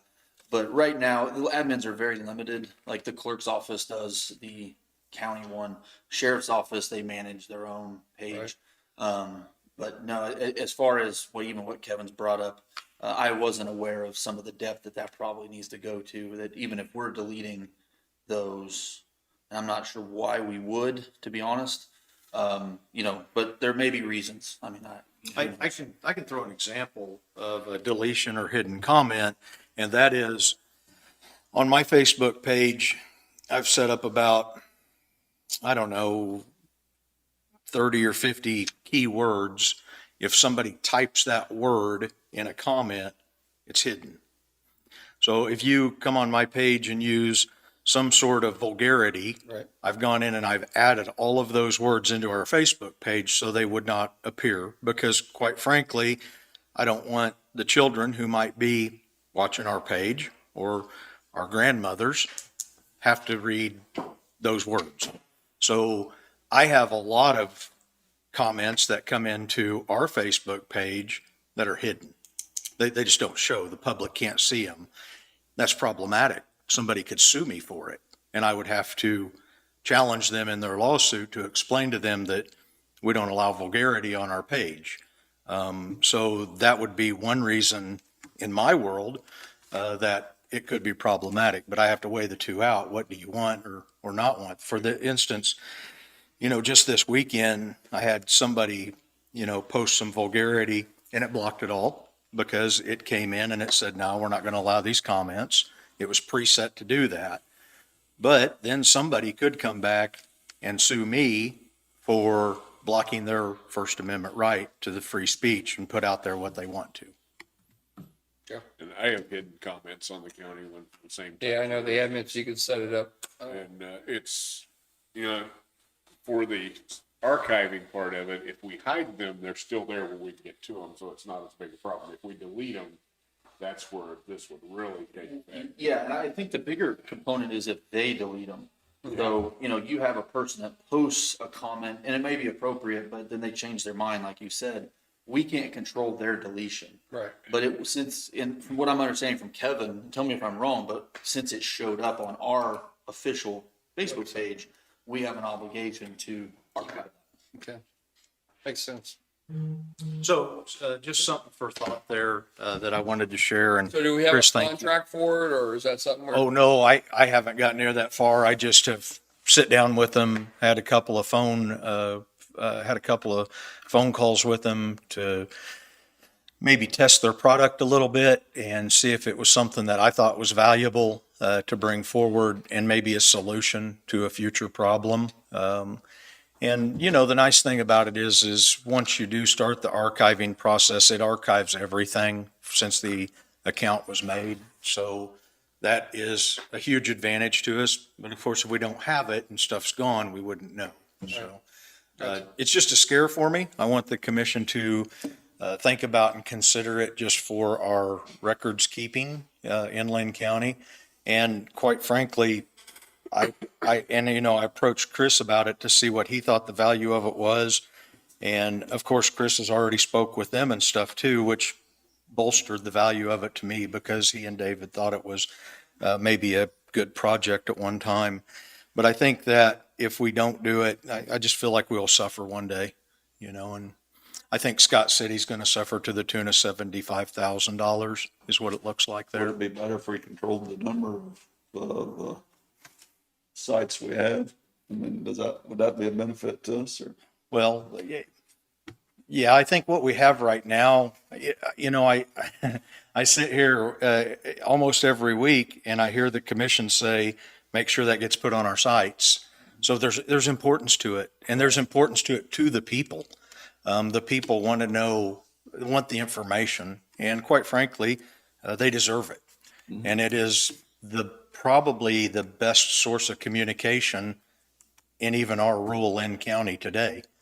Because if we post something on Facebook, on my site, I routinely see 20,000 people have viewed it. That's not abnormal, especially if there's a picture on it. If we take a picture of a crash on 69 highway and say, everybody please slow down or consider an alternative route, I'll see 20 or 25,000 hits on that. So the people want to see that. They do. And, but there's also a price point for us, the government and the taxpayers. If they want to see it, we might have to pay for something And to maintain. really, I mean, that's what we do in our county is keep records. Just We go to do. the register of deeds or treasurer's office and your office. And honestly, Commissioner, I think our county does a great job of that. I really do. We have a ton of electronic records and we have a ton of paper records. No, we have tons of paper records. Right. And I think we really do a good job of keeping records and being able to respond to CORA requests or Freedom of Information requests. And I think this is just another way that we, at some point, have to do that. And I'm not a proponent of spending the money on it. There's some parts of me that almost just want to take down my Facebook page and let it simmer. But I think the people want that information. They do. It's easy access, quick. You don't have to wait. Right. So a concern, and you may want to review the email that I sent. I documented a little bit of the Scott City case in there, gave you some newspaper articles to look at if you kind of wanted to read some of that or read the actual case. Can you take the lead on that, Chris, and find out more about the archives? Yeah. About that product and Absolutely, yeah. recommendation? I got it from a year ago, and I've talked to him. Yeah. With him and absolutely. Sounds like something that's very worthwhile. Would you like me to get a price? Yeah. Anybody got anything on it? Thank you, Commissioners. Thank you. I appreciate you taking a listen to that. One other thing, while I have our IT director in the room, is I wanted to talk about our Zerker product that the Linn County Commission approved funding on a few years back. How many years? 17. So we're about 4 years into that, maybe 5. And the Zerker product is going to have, when we purchased it, we purchased, I believe, 6 years of maintenance with that product. And I kind of want to make the commission aware of where we're standing on that, because in the next year or two, we're going to be hit with another maintenance bill for that product. And that product is utilized at the Linn County Sheriff's Office. It's utilized at the prosecutor's office. It's utilized at most of our police departments in the county. And they are Mound City, Pleasanton, Lacine. Lynn Valley has some limited access to it, I believe, and that's on their, is that correct, Chris? Is it limited? They don't use it. They're working. They have some sort of a hub because they do write some reports in it. But they're trying to go bigger with it. But the problematic issue is for the sheriff's office, and it's something we're probably going to have to consider in the 2023 budget. And I don't know how the commission wants to reach out, if they even do, to the municipalities to talk to them about pitching in on some of that maintenance fee. But we're probably going to be looking at a pretty large maintenance fee, maybe in the realm, could be as much as $20,000. And with a shared program like that, do we cost share it? Do we just eat it? And it'll be kind of up to the commission as to how you guys want to fund it. And I don't think I haven't even included it in 2022. I don't believe it's going to exist for us, but I want to keep that in mind for you, that could be a problematic issue in 20-some thousand, possibly. I don't know what the value was of our first maintenance fee, because it was an overall purchase and that was part of the agreement that we made. If we pulled the trigger on that program at that time, they were going to give us 6 years of service. And we believe that 6 years of service could be around 20,000. Would you agree? Yeah, so, and I can go back and look at that original contract to get more information on that. Because yes, we actually saved hundreds of thousands by doing that payment upfront on their side of it. Knowing that also, just so you know, that like most contracts, they build in a certain amount that can be increased per year. With the contract that we have, that amount does not increase over the first 6-7 year window. Of course, the first year was included. So to purchase 6 years additional on top of that. And then, so, you know, if they said, hey, we can go up 10% each year contractually, that doesn't start until this next piece. So we do have that benefit as well. Right. And currently, the maintenance that I'm paying on our Zerker program through contractual services about 4,000 or 4,500 a year. But it's my belief, and I don't know where Chris stands on this, but when they do that maintenance contract again, through the Zerker program, and keep in mind, it's realistically probably a $600,000 program that we own. We believe that they'll probably want another 5 years of maintenance on that. So that could be, that could be pretty expensive. And especially if Linn County's eating it all, I mean, absolutely, we should eat the largest portion of it because we utilize it the most. Even our codes people write reports in it and stuff. So Tell us the value of it, because I don't know. So what the Zerker program does is it essentially operates, it's the controlling program for Linn County, any law enforcement, criminal complaint, or anything like that. It's our data deposit area where we send everything. We run our jail off of it, our dispatch center off of it, all of our records, our front office, our administrative office, all the records come off of the Zerker system. So it took the place of a much more archaic system that was called Global, and we have a lot of records still in Global, and Chris maintains that product on a server for us so we can still access those records. Because just like with anything else, we still have a retention period. But Zerker's a really user-friendly system that we've reached out, and allowed the departments, or the police departments around the county to connect to it. And we're currently talking to Linn Valley about doing more. It's my belief that at some point our prosecutor's going to say every report needs to come in on the Zerker system. It's a law enforcement data collection hub, essentially. So Chris can probably talk deeper into it because he knows the behind the scenes stuff. I'm just a user. So that's kind of where I'm at, but. Well, and I think too, to add, one of the big benefits to Zerker for us was the hardware's included. So there's 2 servers that are provided by them. They maintain them, the warranties, the maintenance. If something fails, they'll send us the parts. So when you start getting into like even a $20,000 price range for the maintenance, that is all inclusive. So we're not buying hardware and then paying that software fee on top of that. And then also like, all the vehicles, the deputies in their cars, Zerker. It integrates with some other systems that we have. Is that because, do you work on Zerker yourself? No, so we do work on Zerker, like install it and things, but again, that fee, they have 24-hour tech support that takes care of a lot of that for us. It's also our CAD, so dispatch, everything that's running through there. So 911 is a separate system, but it talks to Zerker. So if a 911 call comes in, it automatically opens up in CAD for the dispatcher and allows them to assign. It integrates with the fire department. Whenever they attach a fire unit to a call, it automatically creates the case, moves it over to their software form. There's a lot of moving parts in there that are very, very nice. So let me ask you this, both of you, with Zerker. I know how happy you seemed when well, you weren't here, but when Paul was here, everybody was very happy with Zerker. You seem to be satisfied with it? Absolutely. Okay. If we were to move, and this is my pushback always, is we want other cities to pay for part of it, and we talked about something else differently on putting people in jail with the cities. How would that affect Pleasanton, Lacey, if they couldn't afford it or chose not to afford to jump into Zerker? Where would that leave them if they made a decision like that, their council? In a bad spot. Right. And I think, and I hate to suggest this, but tax dollars are tax dollars, and I think we eat it. Yeah, okay.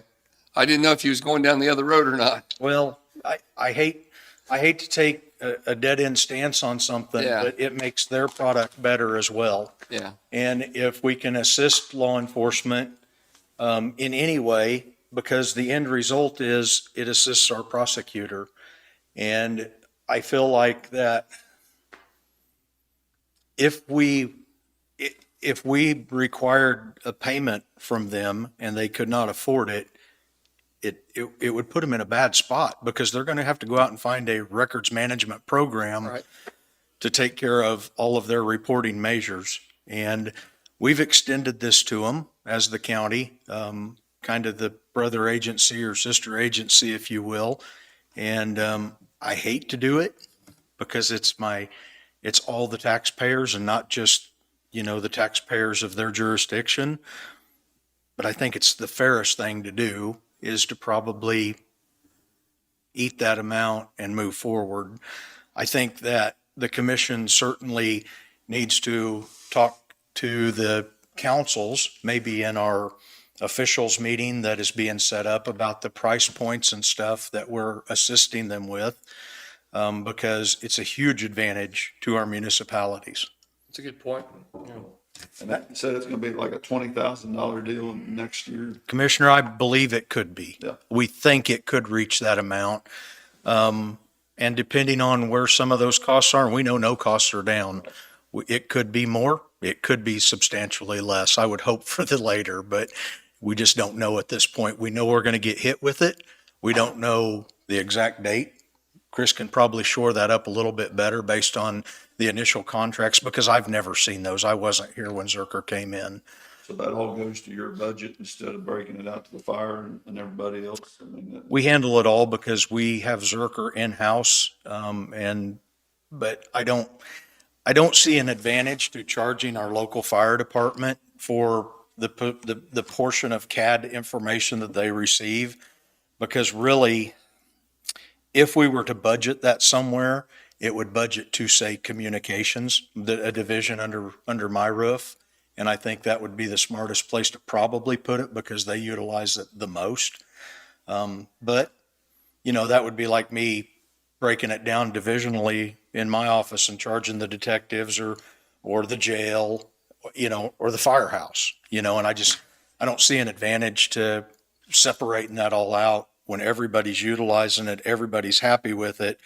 And once they have it, you can't take it back, and if they couldn't afford it, I'd probably try to figure out a way to pay it out of my budget for them, honestly, because it's that important to us. It is. Yeah, I agree. Anything else you have? No, I think you summed it up pretty good. Okay. All right. Very well. Thank you. I appreciate you guys taking attention to that. So I'm going to get into our budget proposal for 2022. In the first 3 pages of my proposal, it kind of breaks down what the sheriff's office does. And I did read it twice. Thank you. I appreciate that. It kind of breaks down what we do. Had a hard time swallowing, but I think a lot of people have understanding for what we do. Our operation is pretty wide. And, I appreciate the commission kind of taking heed to the tasks that we perform on a daily basis, or even not, just things that are required by us by statute. But I'm going to really start on page 4, which is the summary of budget items for 2022. In 2022, the Linn County Sheriff's Office will undergo many changes as we'll be moving to the new Justice Center. This center will house the Linn County Sheriff's Office, the jail, the Linn County Prosecutor, Linn County Information Technology, and the Linn County District Court. There might be other partners in there too that I forgot, but that's where I'm at now. Payroll budgets for the sheriff's divisions will be considered at 26 pay periods for the year 2022 with 12 holidays, and no cost of living has been calculated into the figures as that value is not yet known. The commission hasn't released that, nor would we expect them to until probably the end of the year. This year, the Linn County Sheriff's Office will propose the expansion of communications services as we did in 2021. For many years, we've been operating with only one communications officer per shift. In review of the National Incident Management System and other data available, we would find that each communication officer or dispatch should be responsible for handling around 7 units of radio traffic and calls related to those units. In Linn County, this is not the case. Currently, the communications officer may be handling up to 25 units depending on the situation. At a normal rate, the communications officer is managing up to 9 law enforcement officers working in Linn County. This would not include any EMS or fire units that are in service throughout the day. As we know, daily fire and EMS are activated for many calls, and this activity will surge the call load with the communications officers for many events per day. Secondly, the communications officers are special trades, meaning that they are certified and retain licensing for several tasks that involve their trade. So not just anyone can relieve a communications officer from their post. It must be another communications officer. This causes challenges with the simplest of tasks, such as restroom breaks, standard breaks, a meal, or other needed time away from the radio and phones. Continuing, the communications officer, if advanced 2 per shift, would be able to accomplish much more for the citizens. We currently cannot offer emergency medical dispatching. We receive this through our EMS services. With 2 communications officers, our staff could be trained and perform this task for our citizens. This will assist in faster service to the injured or ill, and we will have more knowledge to pass on to our first responders as the data is being received in-house. When you tell somebody that you're going to transfer their call when in the time of need, they're not happy. It's hard for our communications officers not to be able to help in a situation. We would have more knowledge of the situation. For instance, if an air ambulance was requested, we would be requesting it. Currently, AMR requests the ambulance from their dispatch, and this causes our communication not to even know in the time that their ambulance has been requested. Therefore, things like landing zones may not be in place for the arrival of the air ambulance. We can and must do better for our citizens. It's my belief that if we control these measures, we would offer a better product to our citizens. We cannot achieve these measures with only one communications officer per shift. This staff increase will come at a cost of around $100,000, depending on the experience of the personnel. This would cause the communications line or the communication dispatch budget to come to a total of $260,000, $261,449. The next expenditure to consider is that of staffing of the Linn County Jail operated by the Linn County Sheriff. Studies will tell us that jail operations with 96 inmates will cause us to increase our staffing to 4.5 members per shift. This will cause the sheriff's budget to have a considerable increase, and we will have to hire 6 more jail personnel, as we currently have 4 shifts with 2 persons per shift. The additional will add approximately $230,000 to the existing $334,621,000 budget.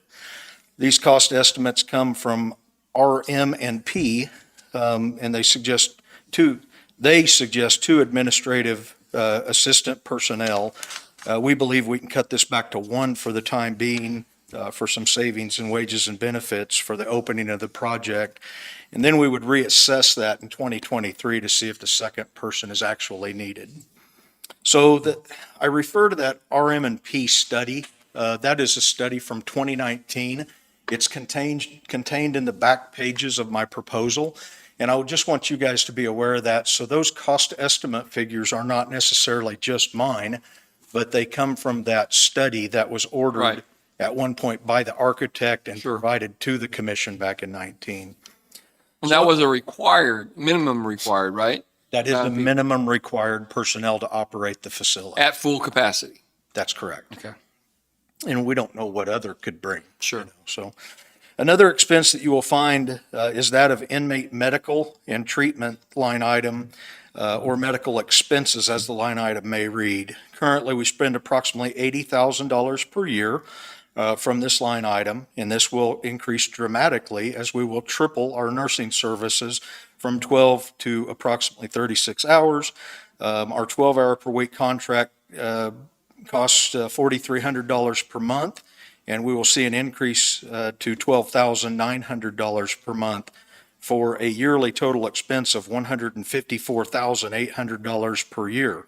This amount, with an anticipated $40,000 plus or minus estimate of other medical services, will rise the medical line item to approximately $194,000.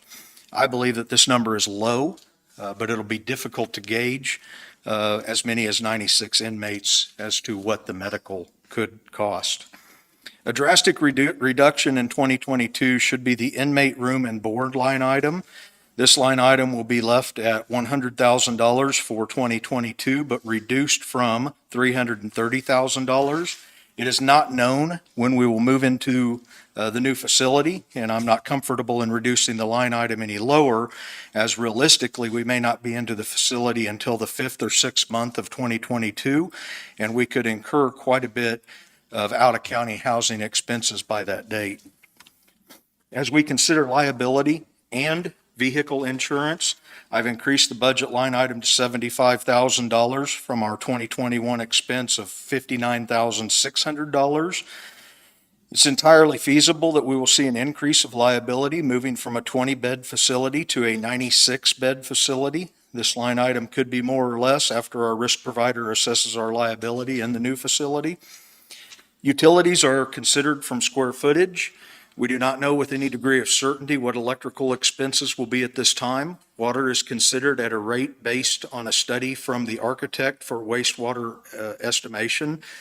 It is believed that utilities could reach a value of $117,000, up from $57,000 per year. This amount is a cost estimate given by RM&P from the 2019 study. As we look at contractual services, we must consider that these too will increase in the new facility with new systems of electronics, printer costs, copier costs, HVAC costs, system contract maintenance, and other minor contractual expenses. Currently, we consume around $67,000 for service contracts for all of the aforementioned items.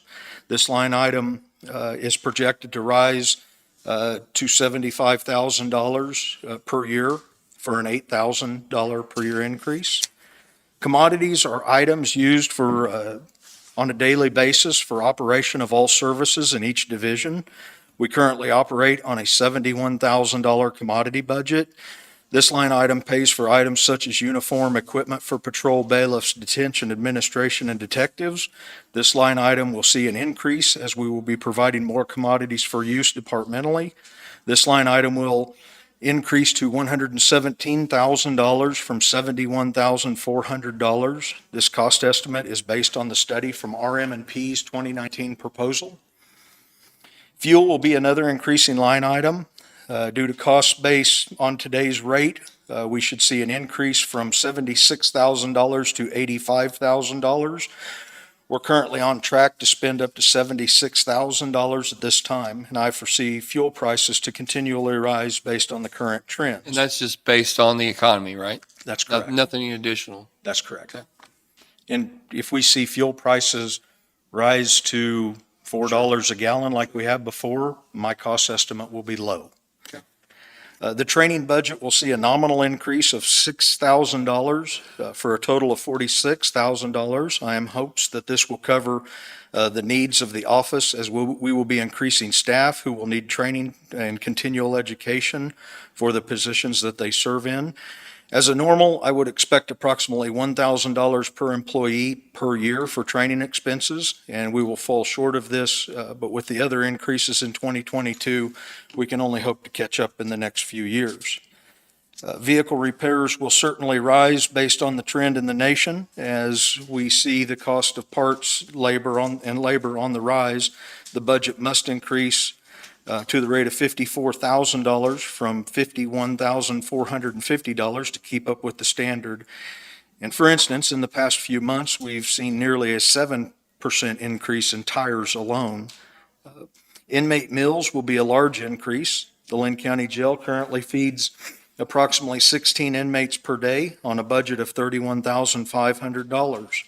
This year, we will go over budget approximately $5,000. In the new facility, we will need to realize a budget of $153,089 to accommodate a load of 96 prisoners.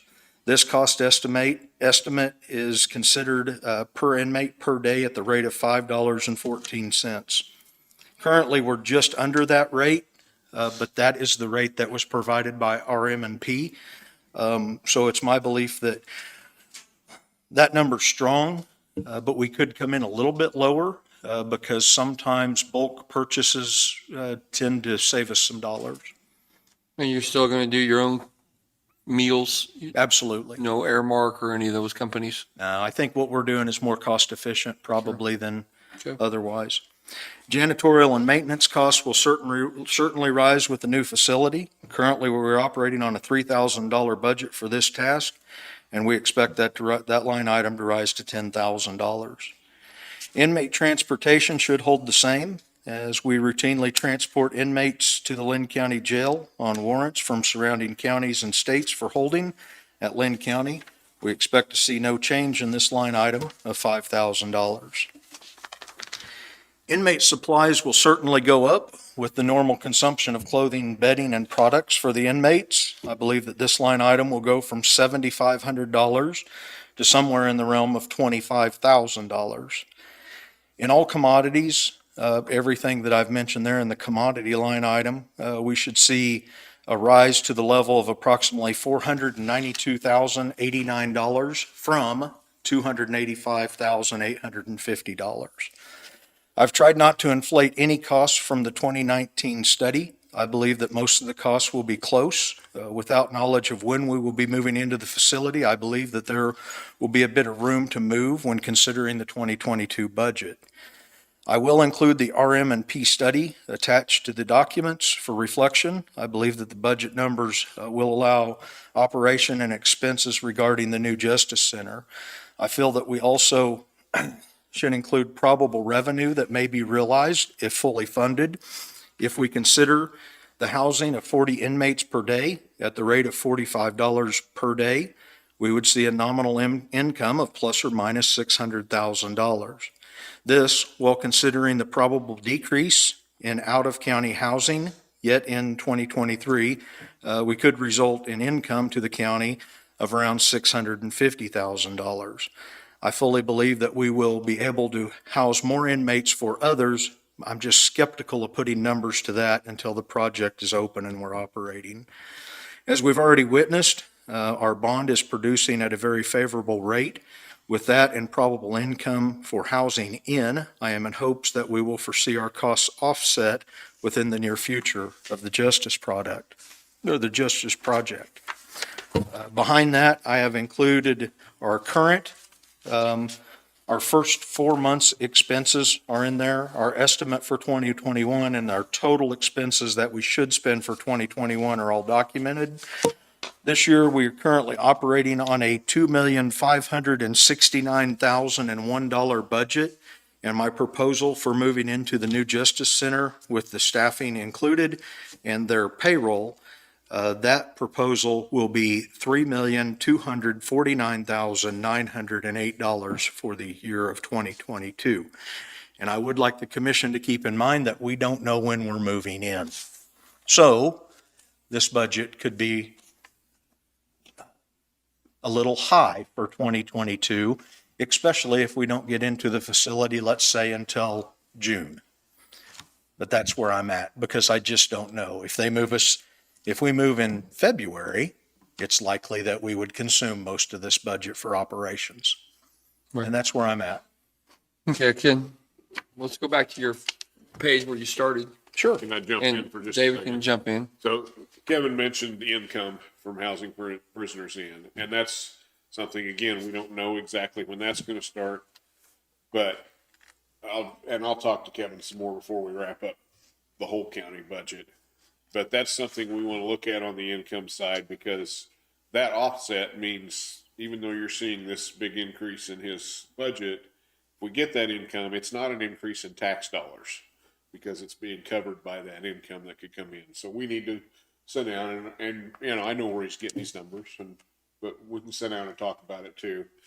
But I just want you to keep that in mind. Sure. Just the fact that, yes, this is a big increase. It doesn't mean we're looking at raising taxes to cover it for all that. Right. I think that's entirely fair. I think our problematic year is going to be 2022 because we have a lot of guesses in this budget, and I don't like to guess. You guys know that.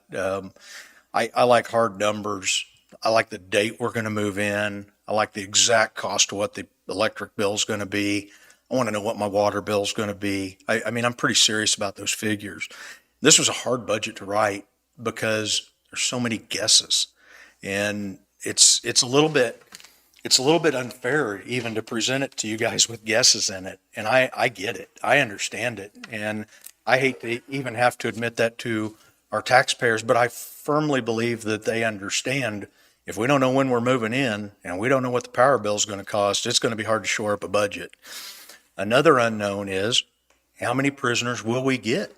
How many will we contract into the facility?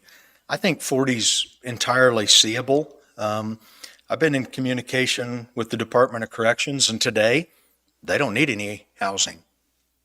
But we're also in COVID. So we're just coming out of this mess. And you heard Burton talk today about our courts opening back up and misdemeanors coming back and felonies will be coming back before long. And that's going to change the face of the justice system in the state of Kansas, especially. Because what we've seen is pre-COVID, our numbers were up to, I think at one point, 56 inmates per day in our last couple years' history. And today we're sitting at 22. Right. It's not because, I mean, quite honestly, if we look at the arrest rates and stuff, they're still there, but we have people getting bonds and leaving out of facilities quicker and easier. And they're doing that a lot because of COVID. We have cases that have been pending for over a year and a half. Burton's been working on backlogs and stuff of that. So I think that once those cases all start hitting the court, number one, the courts are going to be extremely busy. But I think we're going to start seeing a lot more people incarcerated for issues too that we'll catch up on.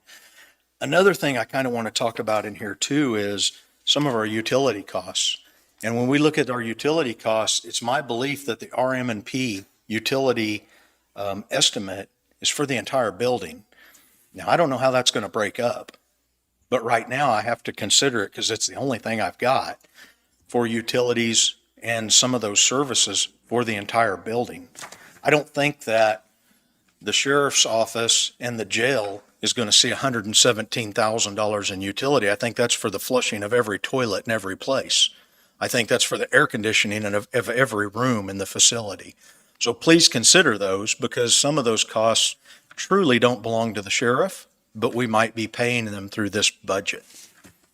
Now, how will we break that out whenever that happens? We need to figure out how to break some of that out, and I don't have an answer right now. And the people that I've reached out to, Commissioner, don't really have an answer for it either. Yeah. But if we do consider a square footage rate or something like that, I don't know how we do it. I don't know if we just put it in my budget and I pay it. I mean, I don't have a problem with that. just a thought at the moment. I haven't talked to anyone else that's going to be in that building about any of this for next year. If we can put it in yours now and try to sort out a breakout on that for future years. Right. I wouldn't want IT to have to figure up their square footage and say, okay, this is what I'm going to pay for my air conditioner. This is what I'm going to pay for my flush in the toilet or my water bill. I just think that's going to be really near impossible to do. But I think it's a consideration because I'm proposing to you a $671,000 increase in the sheriff's budget. But I want everybody to know that a lot of that's for the entire facility. A lot of that's for Max capacity. max capacity. That's another concern we have as far as even getting the manpower to run this thing. You're absolutely right. Because we got one right north of us that has trouble doing that. That's absolutely correct. I think at the very moment, and I'm just going to throw out some national issues when we're paying, and state issues, when we're paying extra money for unemployment for people to sit at home, it's really hard to get employees. And right now we're paying somewhere in around of $300 more a week. And More money sitting at home than working. that's correct. So I think there's a lot of considerations. I think that if we considered ourselves operating in year one at 60 to 70% capacity. I think that might even be a little bit high. I think year two, we could come around and get into that 85% capacity like the RM&P study talks about all through it. But I think it's going to be a challenge to get there because we're going to be challenged with staffing. And we know that. And that's something we're going to work for. We have to have the 40 beds as far as income to offset. some Right. of the bills. And Commissioner, I don't foresee a full offset of that in year one and possibly not in year two. But that's going to have, we have to realize that's going to be the cost of doing business in this thing. And I think in year 3 and 4, we'll stabilize and we'll see offsets for that. The saving grace right now is the rate of our bond. It's doing really well. We're scheduled at a $934,000 a year payment for this facility. And right now our bond's producing 1.1. So that's a saving grace for us. Our bond, the economy of the bond is really good. The value is really good of it right now. We can't use any of it for the operation of the facility, though. That's right. The whole deal. Right? We Yeah. can pay it off early, but we can't use it for the operation. And that's right. And quite frankly, we can't even make early payments for the first 3 years. At least, and that's Yeah. something I've been talking with Joey about. We're trying to sort out when we could, but we haven't But- been able to yet.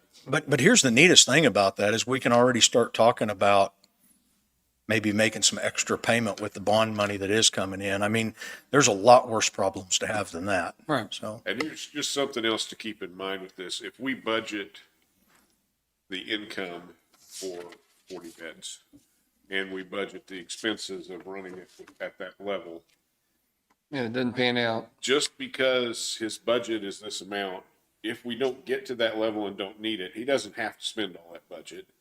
And if we budget it in income and expense, if neither one of them comes in, they kind of shift up and down together. So it's really not a big effect on the tax dollars that way. If we don't get the money in, we don't spend it, both of them come down.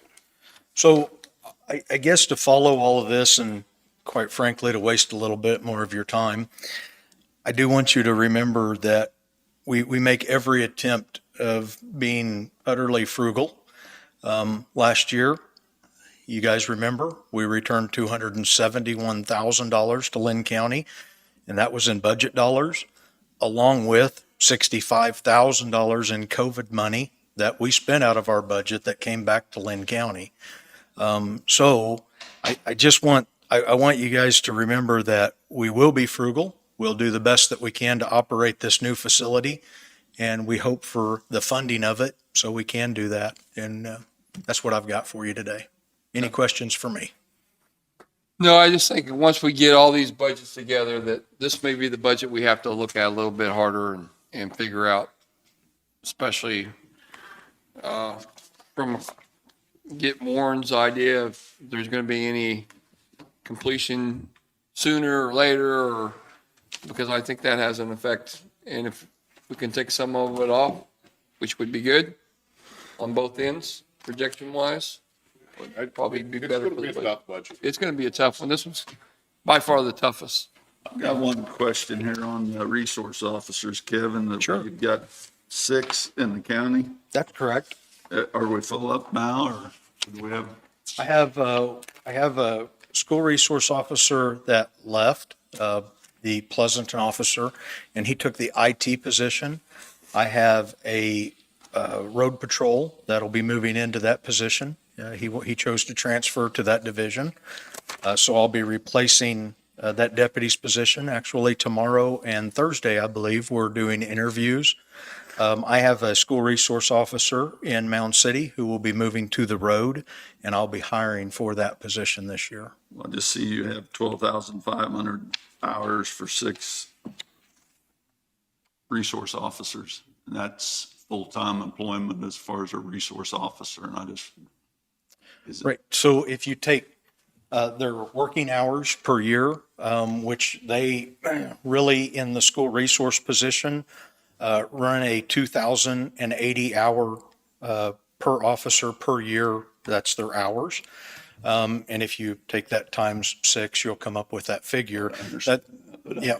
Is that completely with the school resource officer, or is that doing other duties besides? Yeah, there's other duties, but also keep in mind that their day at the school could include nighttime activities with ball games. It could include early morning activities as kids are coming in and stuff like that. So their time spent runs around 12,000 hours per year in the school. Other times, they'll, like right now, I've got all of them out working the road. So do we pay them overtime while the school's going on then if I put 2,000 No, hours in 9 months, I guess is what I'm asking. No, in our world, we have 171 hours per pay period, and that all kind of averages out over the entire year. We do pay some overtime in there, but I think if you look historically, and I know that Rick could probably and would testify to this, our overtime rate currently is down somewhere probably around $100,000 per Yeah. year from years past.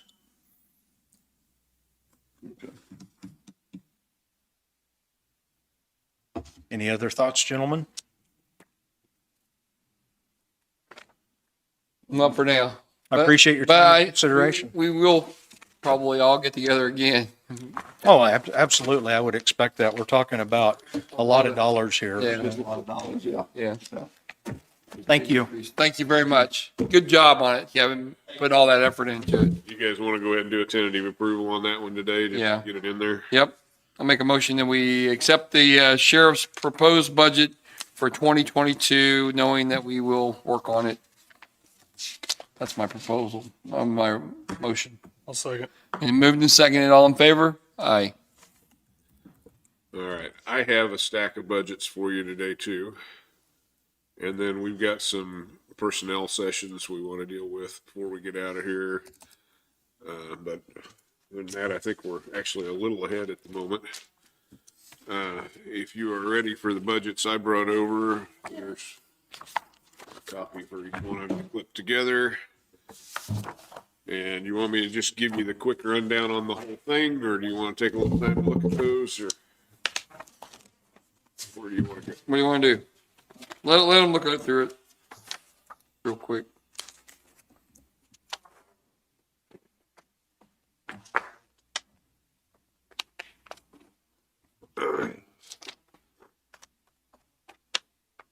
And I still have a lot more budgets to do after this. I actually picked out some of the easy ones for this week because that's all I'd had time to work on yet.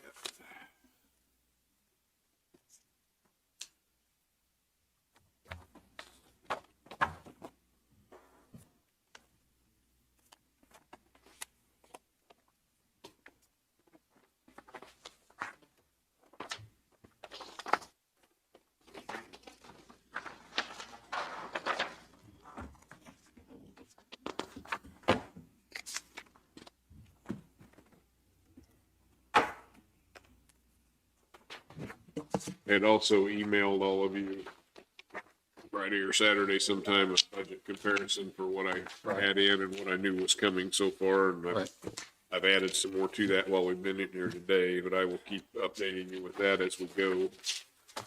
So you can kind of get a view on what's happening with all the budgets.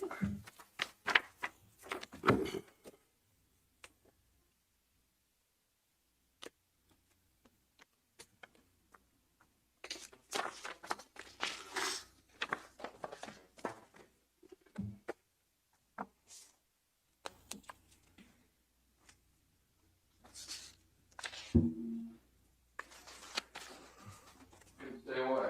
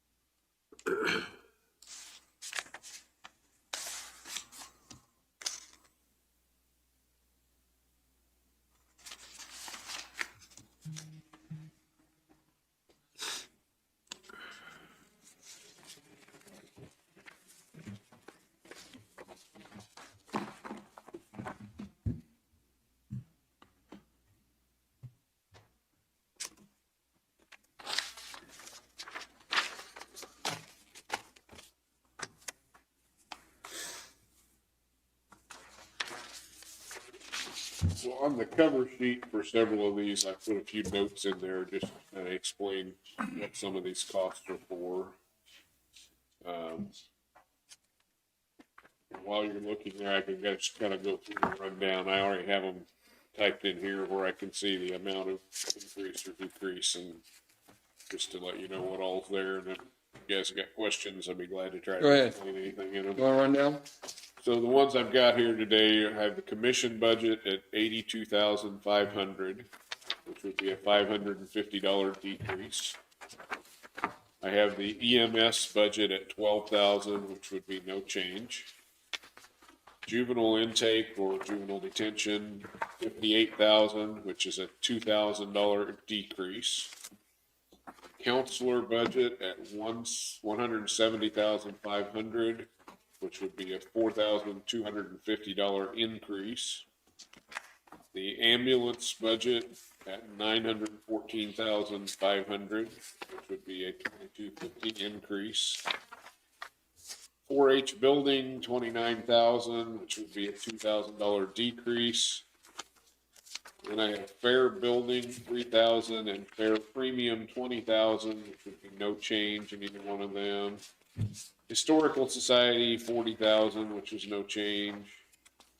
And then special alcohol, special parks and recreation at 2,000 and 1,200, which is no change on either one of them. The special alcohol and parks, special parks, those are not tax funds. Those are alcohol taxes that are collected by the state and sent to us. So it's not property tax funding those. And I guess just a little explanation to get started on some of the others. The commission budget, I just adjusted it down a little bit because it just based on what we've been spending and looking at it, I didn't think we'd need quite as much in there.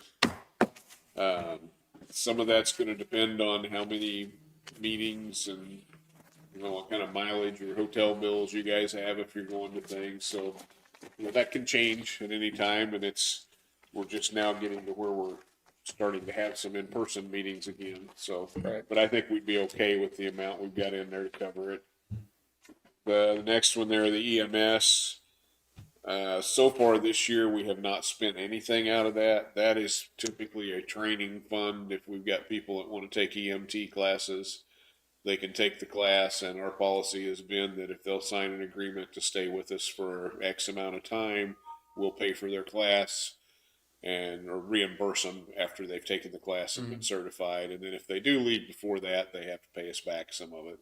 And I think that program has worked out pretty well for us. Usually it's like firefighters that want to take it, and they can help out with the ambulance a little more.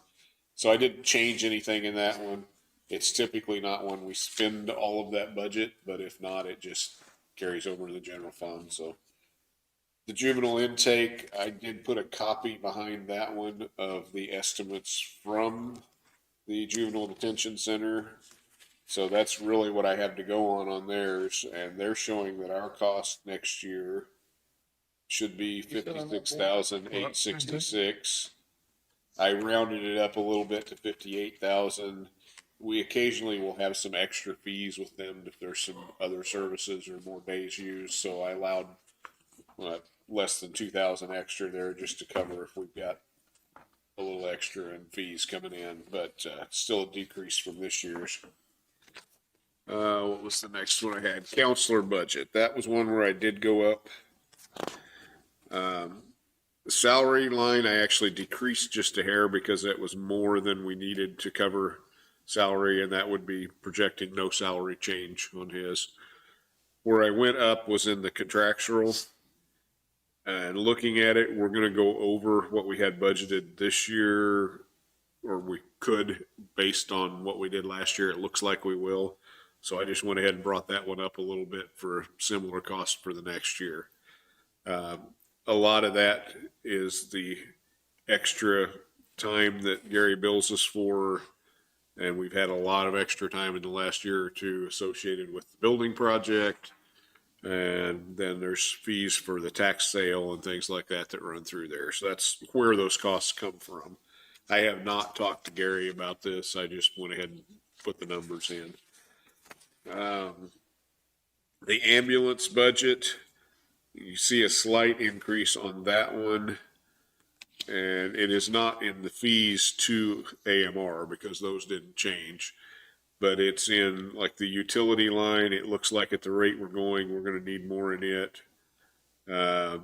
Repairs, look like we're going to go a little over budget this year, so I bumped that up. And then I put the 5,000 in again in the capital outlay line.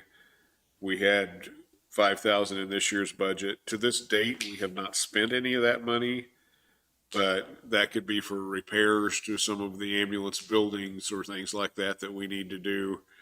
Now, I put a note at the bottom of that one. If we're looking at a new building, I don't have anything in here for a new ambulance barn. We could have to take that out of contingency or windfall or something else. Okay. Or I guess we don't have to. You could budget for it in here if you wanted to, if you had an idea what you were going to spend and when.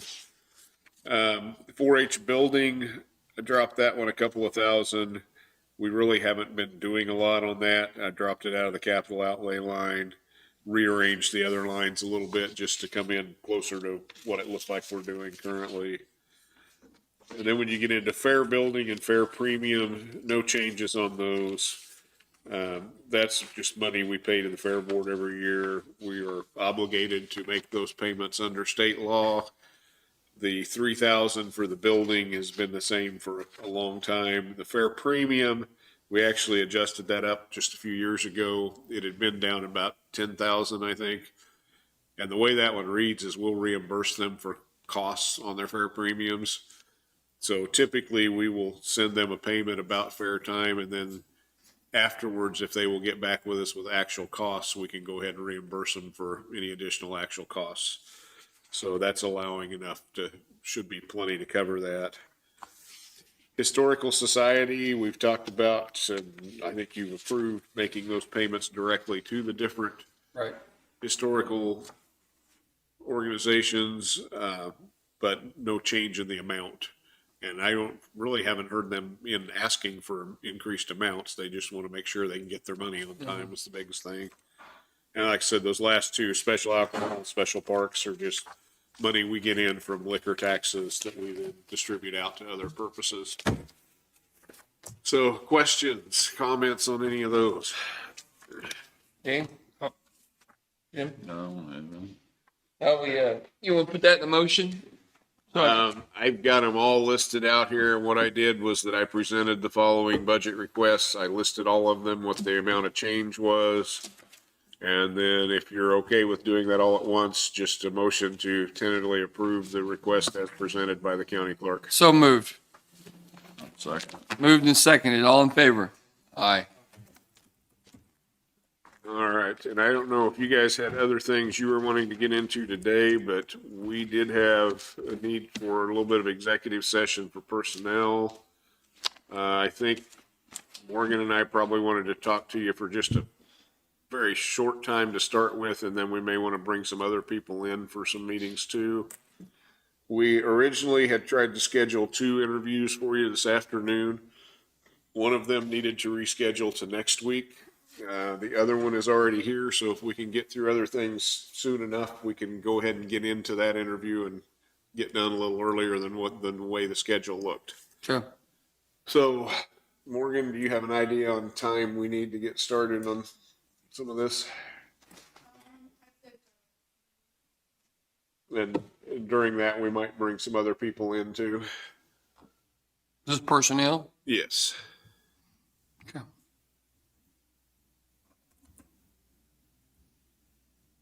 So I guess if we Do you have any, there's, Linn County News, we're just going to go into personnel and interview, so you can hang around if you want, but they don't look like there's going to be any action from it that's going to be presented to the public. So yeah, I think if you could give us 20 minutes, and then if we can get through what we need to in that time, we may be able to get into the interview part. Yeah, I'll make a motion. We go into executive session for personnel with Morgan, the county clerk, and the commissioners for 20 minutes. I'll second it. Moved and seconded. All in favor? Aye.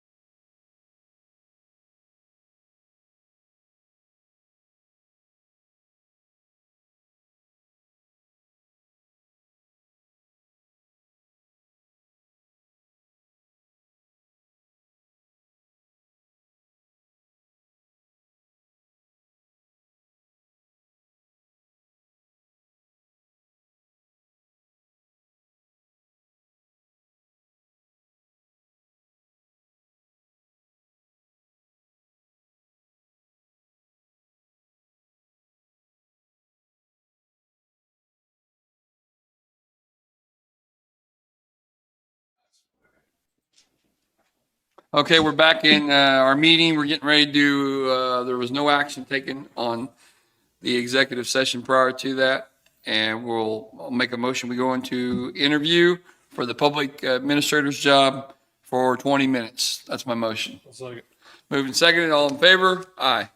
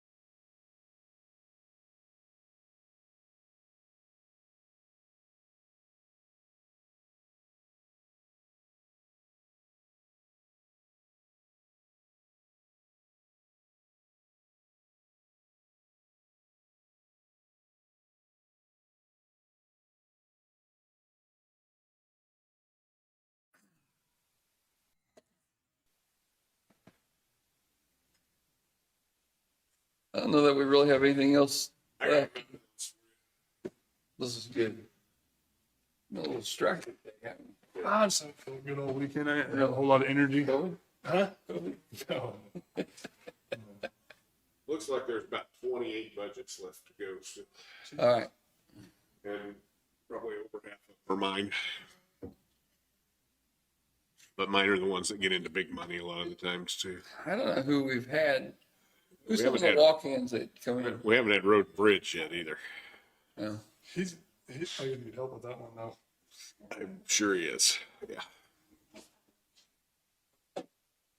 Sound like that? No. No, you're all right. You're not that bad. Anything coming up on next week's meeting that you can think of that we need a heads up on? Call in sick or something? We've got somebody wanting to come in next week and talk about, was it a road issue and, What is it? a combination of a road problem and a vicious dog problem, and apparently he's been talking to different departments and can't get anywhere on it, so they're gonna come to the commission now. So that's on there. I don't know if I emailed all of you, I did get with all the superintendents, and we have scheduled 11 o'clock on July 12th for them to come in and talk about the SRO program. Oh, good. So that was the first date that all three of them were available. You say the 12th? Yeah. I went and played bingo. Rick was supposed to come, never did. And, You know what? I'm glad I didn't because their meeting, we would have had to have a I thought we special did meeting. one. No, I don't think so. Anyway, I think they want to get on the schedule next week. They want to come in and talk. Who was that? The area on aging, well, the group from Pleasanton. The group of people, right? And they don't, where they want it located. No, they don't want to. No, they don't really want to talk. Well, they kind of want to talk about that, but they really want to talk about the area of aging, whatever it's called. Well, you went last week to And I was sick as a dog. My little son was there. It was all right. You know, it made everybody sick over there. I didn't know it's like, I was like sweating. Like, what's going on here? So, what do they want? They just want to What talk do they about. want to talk about? They just want to know, like, the services that the aging provides beyond food, and they just want to be sure they're doing everything. And they want to tell us their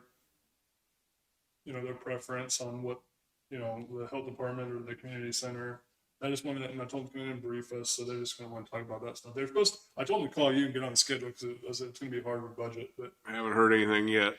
so.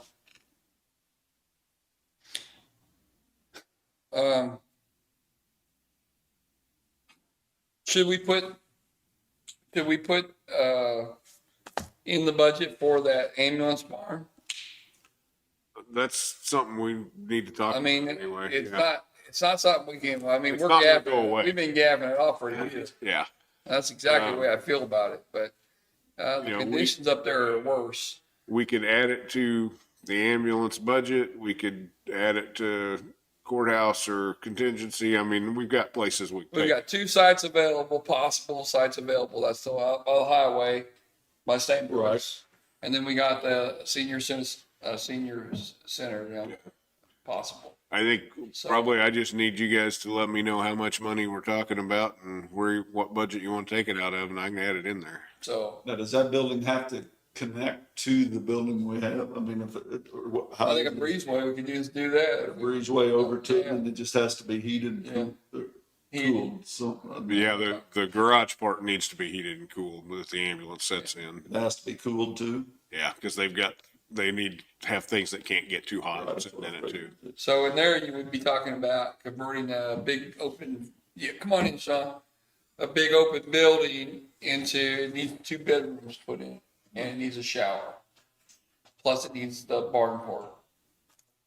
Well, besides 2 bedrooms and a shower, you'd want just like a living room, kitchen kind of thing too. It's got a kitchenette and everything. Okay. It's got a kitchen.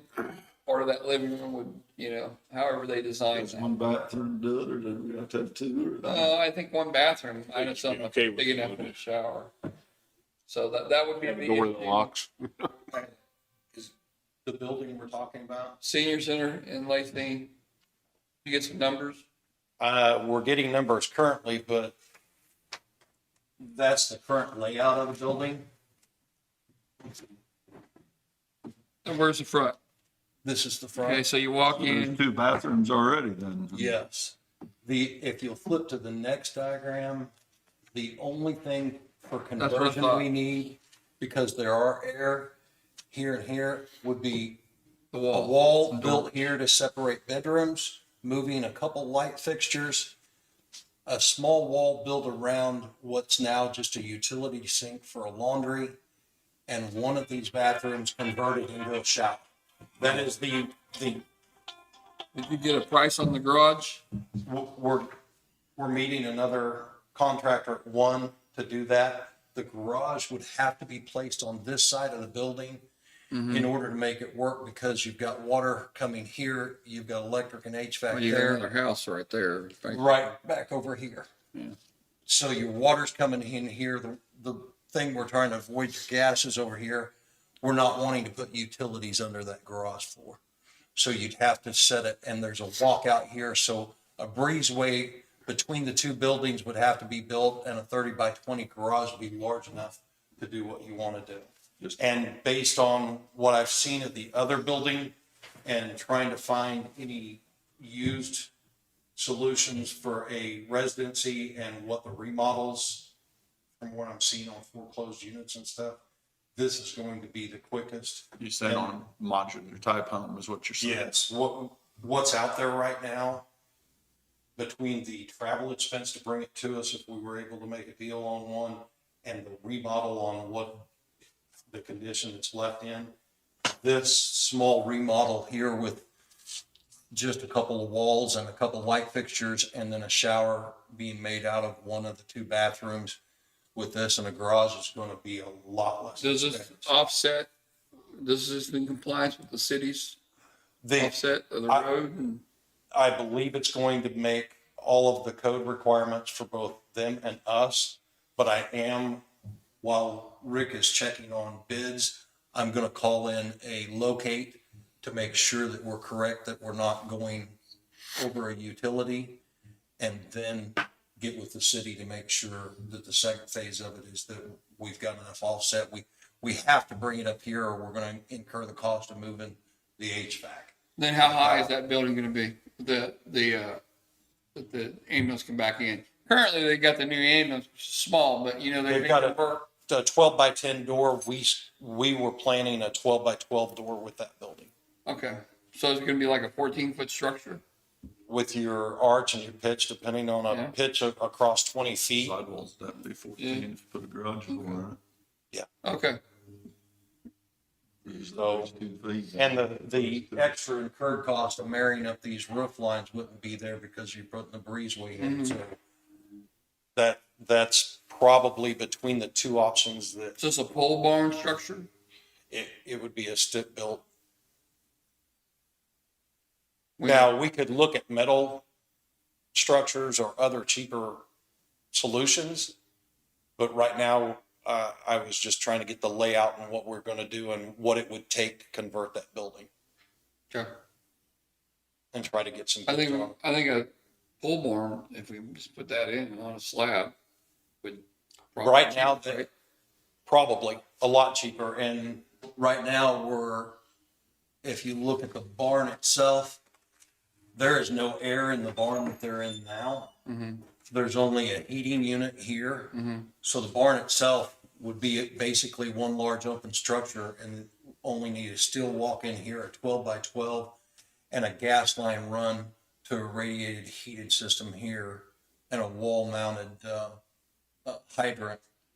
Then the rest is just your plugs on the ceiling and on your sidewalls. So there's not a lot to So it's not air conditioned now, the other one. no. And I thought they were supposed to be. I figured. I looked and that's not what we're operating off of now. It's insulated. So I'm sure the heat is not. Well, we could run a mini split in that pretty easily. We could Oh. keep that thing going. Because I know the one in Centerville. I mean, when I went down there and checked that place out, it only has to be a certain degrees. I know that, and it wasn't like it was really cold in there when I Right. went. I mean, really hot because it was cold when I went. But I mean, a mini split, but the air conditioners, I mean, I had them in my cabins there. The heat air. Yeah, those are cheap. They're $400 and it would do probably, I mean, you might need a bigger one than that, but I mean, you can do $400 for a mini split? Yeah. Not like one you see in like you'll need a bigger one, but, not like your hotel ones, but. Right. I mean, So we can adjust what the garage and the requirements on the garage on this, but between the two projects, this one, even without taking bids, the requirements appear to be so much larger and the opportunities to find something, a reasonable solution, Sure. just aren't out there right now. It's a good location For them, yeah. from them. Better than where they're at now even. And I think it'll last a long time. And then if you go out on the highway, of course, that's better for both. It's better for Linn Valley because you're even another 2 miles closer. But it's going to cost a lot more to do that. It's Yes. a ton more. So let's look into that and then look at the pole barn part. But if we can get some kind of numbers so we can add it to a budget. Okay, I'll ask them to bid it with, a pole barn type structure and a stick built structure as Okay. well.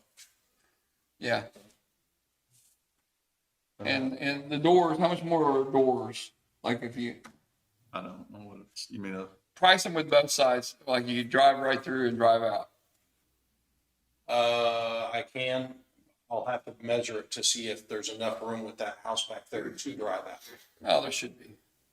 I mean, it's close, I know. It's close, He put his mailbox, I don't know how he put his mailbox on our property, but. it's close quarters back there, but, I'll He put look. his mailbox in the driveway. Up next to his house. Thanks, Sean. No problem. All right, so that's the project I was thinking about. I don't know if there's any other projects in there that we need to consider adding to it before or anything else. You got anything? All right, I'll make a motion, we adjourn. Moved second, all in favor? Aye.